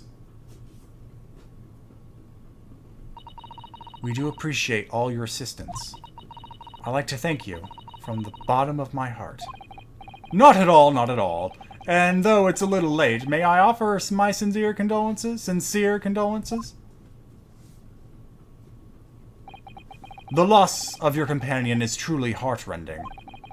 I hope you will be able to fulfill some of his aspirations in his honor.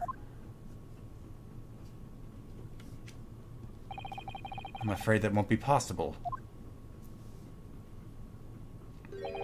We shall be disembarking at the next port, in Hong Kong.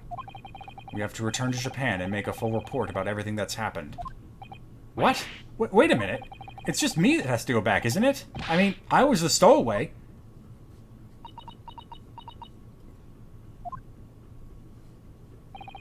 The terms of this study tour were negotiated by the Department of Justice in both Great Britain and Japan. It was to be one lawyer and one assistant. Was to be? In the light of Mr. Asogi's unfortunate death, I'm afraid the study tour can no longer go ahead. Oh no, I don't care for me, but... Poor Susato-san. My dear fellows, the majority of problems have an extremely simple solution, you know. All you require is one lawyer, and the study tour can continue, surely. Huh? But there is no one else with the necessary qualifications, Mr. Sholms. We know of no other lawyer. Qualifications, you say? Any qualifications obtained in your own country will be of little value in Great Britain, I'm afraid. Ooh, here's that colonial attitude. Gotta love it. Oh, but... But anyway, the voyage to London still promises a good month of time. Ample opportunity, I would say, to find yourselves another suitable lawyer. Yes? Miss Susato? Yes? Do you think perhaps I might be able to do it? Ah! But you're not a lawyer, Mr. Naruhodo. But you're not a lawyer, Mr. Naruhodo. Oh, unless... Are you studying law? No, I'm not, but... I'm sorry. In that case, I don't think there's even a chance it could work. But as I said, there is still more than a month before we reach England's shores. Isn't that right, Mr. Naruhodo? Yes, I have a month in which to study, to learn what I must do to become a lawyer in Great Britain. Mr. Naruhodo... That's ridiculous. Are you seriously suggesting anybody could learn all that in just 40 days? There's only one way to find out! I would work my fingers to the bone, Inspector, every single day. Will you let me try? And if, by the time we reach Great Britain, I haven't learnt enough to be recognized as a lawyer, I'll take whatever punishment is deemed appropriate. But, why put yourself in such a difficult position? For Kazuma. He said that there was something he had to do in Great Britain, and that he would sacrifice anything to make it happen. Huh. He was passionate about it. I can't let all that passion just come to nothing. And anyway, it's for my own benefit, too.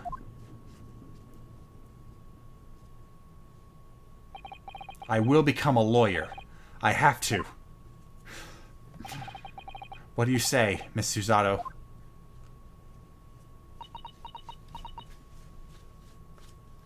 Give me that headband.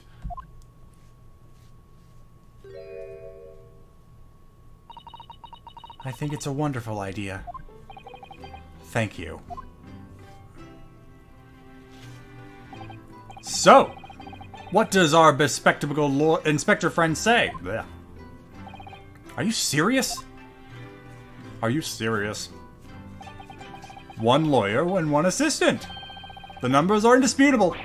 No, no, no, it's madness. Yet fascinating, wouldn't you agree?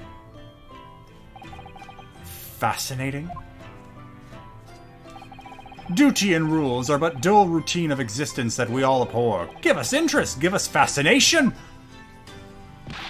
Speak for yourself.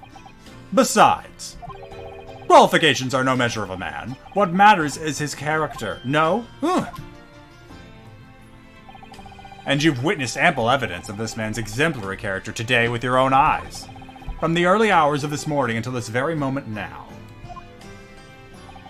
Despite contending with the passing of his close companion, and despite the accusation of guilt, this man has shown resourcefulness, intelligence, and above all, courage.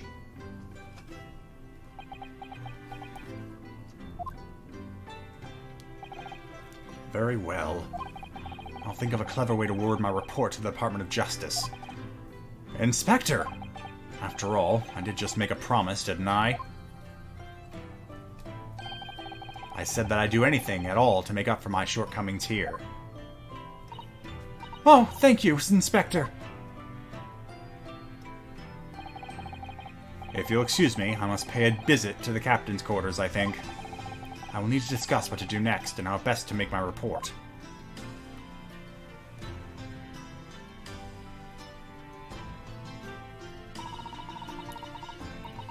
Are you really prepared to attempt this, Mr. Naruhodo? Yes, I'm going to try. I wonder, would you consider teaching me what I need to know? Everything about being a lawyer? That's a lot! A lot!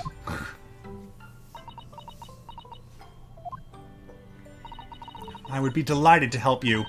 I am a judicial assistant after all. And, Mr. Naruhodo, I'd like you to take charge of this. What? Me? Are you sure? I'm sure it's what Kazuma-sama would have wanted. Its name is Karuma. Karuma? I think it's Karuma. It's a great sword. It's been in the Asogi clan for generations. I mean, I know Kazuma had plenty of relatives who could probably claim it, but no, it's yours now. Very well, I accept. I'll treasure it always.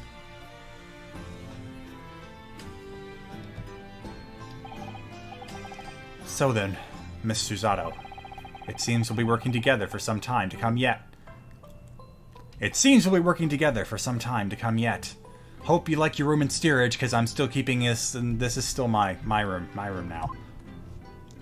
If I inherit the sword, I inherit this room. It will be an honor, Mr. Naruhodo. And for the next 40 days, I shan't grant you a single minute of freedom. We shall fill every spare moment with study. Yes, that's exactly what I need. But, before we begin, I have an earnest favor to ask of you, too. Goodness, what is it?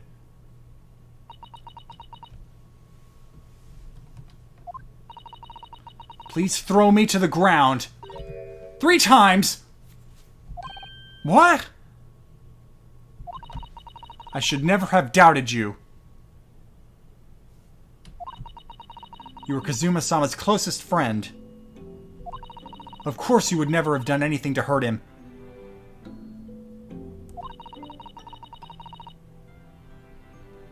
That should have been obvious to me from the start.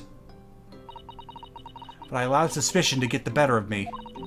And no matter how upset I was feeling, it was completely unforgivable behavior. No, you were in shock. You just found out about me stowing away. And the cabin door was locked from the inside. No! I won't let you make excuses for me. Whatever the circumstances, I should never have thrown you. And not just once, but 5 times! Oh, the game remembers, I think. Ha, that number keeps creeping up, doesn't it? Or it was just a joke. Who knows? Please, you must! Just take hold of me and throw me! Do it! Don't even think about it! No, I'm not even, I don't even know how. I've never thrown anyone in my life.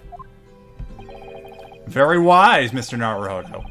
It isn't a skill one acquires without considerable training. Oh, Mr. Sholms. I observed your throwing technique several times with great interest. I confess I was most impressed. When did he see that? I presume that would be a form of Japanese wrestling?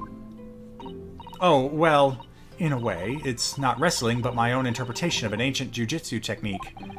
Apparently it's called the Susato Takedown. It leaves your head swimming, believe me. How beguiling. I'm a practitioner of the combative arts myself, and I'm a somewhat accomplished boxer. There he goes, dancing around again. I wonder if you'd be so kind to instruct me on the technique of using your resting throw. Yes, I'd be honored. Then let us not dally. Demonstrate, my dear madam. Oh, of course. She throws me, doesn't she? Are you ready, Mr. Naruhodo? Sorry? Hiya! Can't even see Herlock in the background. As you can see, you throw from the abdomen. Oh, there he is. Ah, yes, arresting indeed. And that is what you learn. Is that where you turn the Susato takedown? Is it? Actually, no. That was a Susato squash. Jerk. In my groggy state of consciousness, a scene from an evening recently spent with Kazuma flickered into my mind.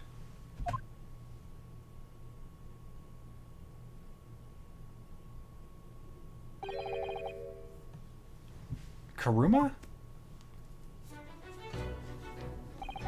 That's right. It's a prized sword that's been passed down through generations of the Asogi clan. I can't believe you managed to get permission to bring it with you. I mean, taking katana on a study tour is more than a little irregular, surely.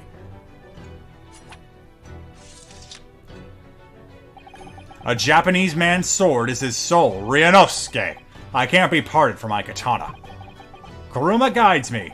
I truly believe that.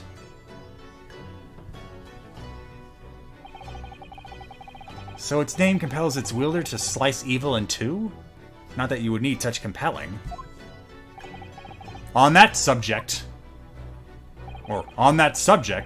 there's something very important I have to do in Great Britain. And I'll sacrifice anything to make it happen. I'm going to kill Queen Victoria. Actually, I think at this point it would be King George the Sixth? Maybe the 5th? Chat, who is the monarch of Great Britain right at the turn of the century? Was it still Victoria? Anyway, I'll appreciate you seeing it through with me. Of course I will. Whatever it is, I'll see it through the end with you. I knew you wouldn't let me down. So it was still Victoria. That important thing he had to do. I still don't know what it was.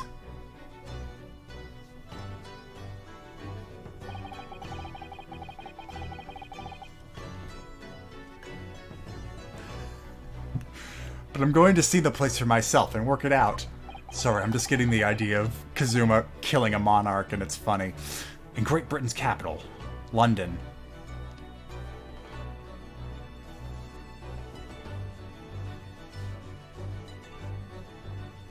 So it was Victoria, then King George V, and then King Edward, who then abdicated in favor of George VI. Was that how it went for the early 1900s? Yes, save, dear God.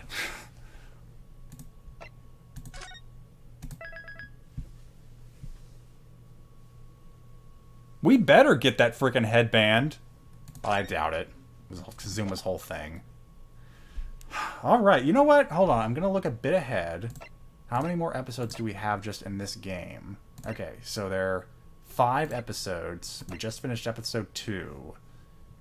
if they don't get too much longer, I'll try to keep it at 2 weeks per episode. So I guess we've got 6 more weeks until we move on to the next game. But then again, I'm still looking for something to replace Mass Effect, and I might end up just doing this. Who knows? Get us back to that title screen and that good music. Alright, thank you guys for joining me. I'm having fun with this. The game just will not let up on this stuff.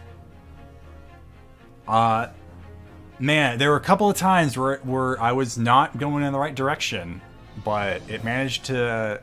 Sometimes I guessed the zig, sometimes it zagged. And I'm having fun. Maybe next time we'll actually start doing some stuff in a courtroom, and I might actually give some more input on, you know, attorneying. This whole episode was just introducing Sholms. Does being a lawyer make going through this game easier or harder? To be honest, I only have a frame of reference for doing it as an attorney, but it is just kind of puzzle solving. I think my over-analysis is actually undoing me in a couple of places, so I'd hazard to say slightly harder. But anyway, guys, thank you for joining me. Let's see who is online to raid. Let's see. Grant is doing some civilization, so I think that is going to be where I send you guys.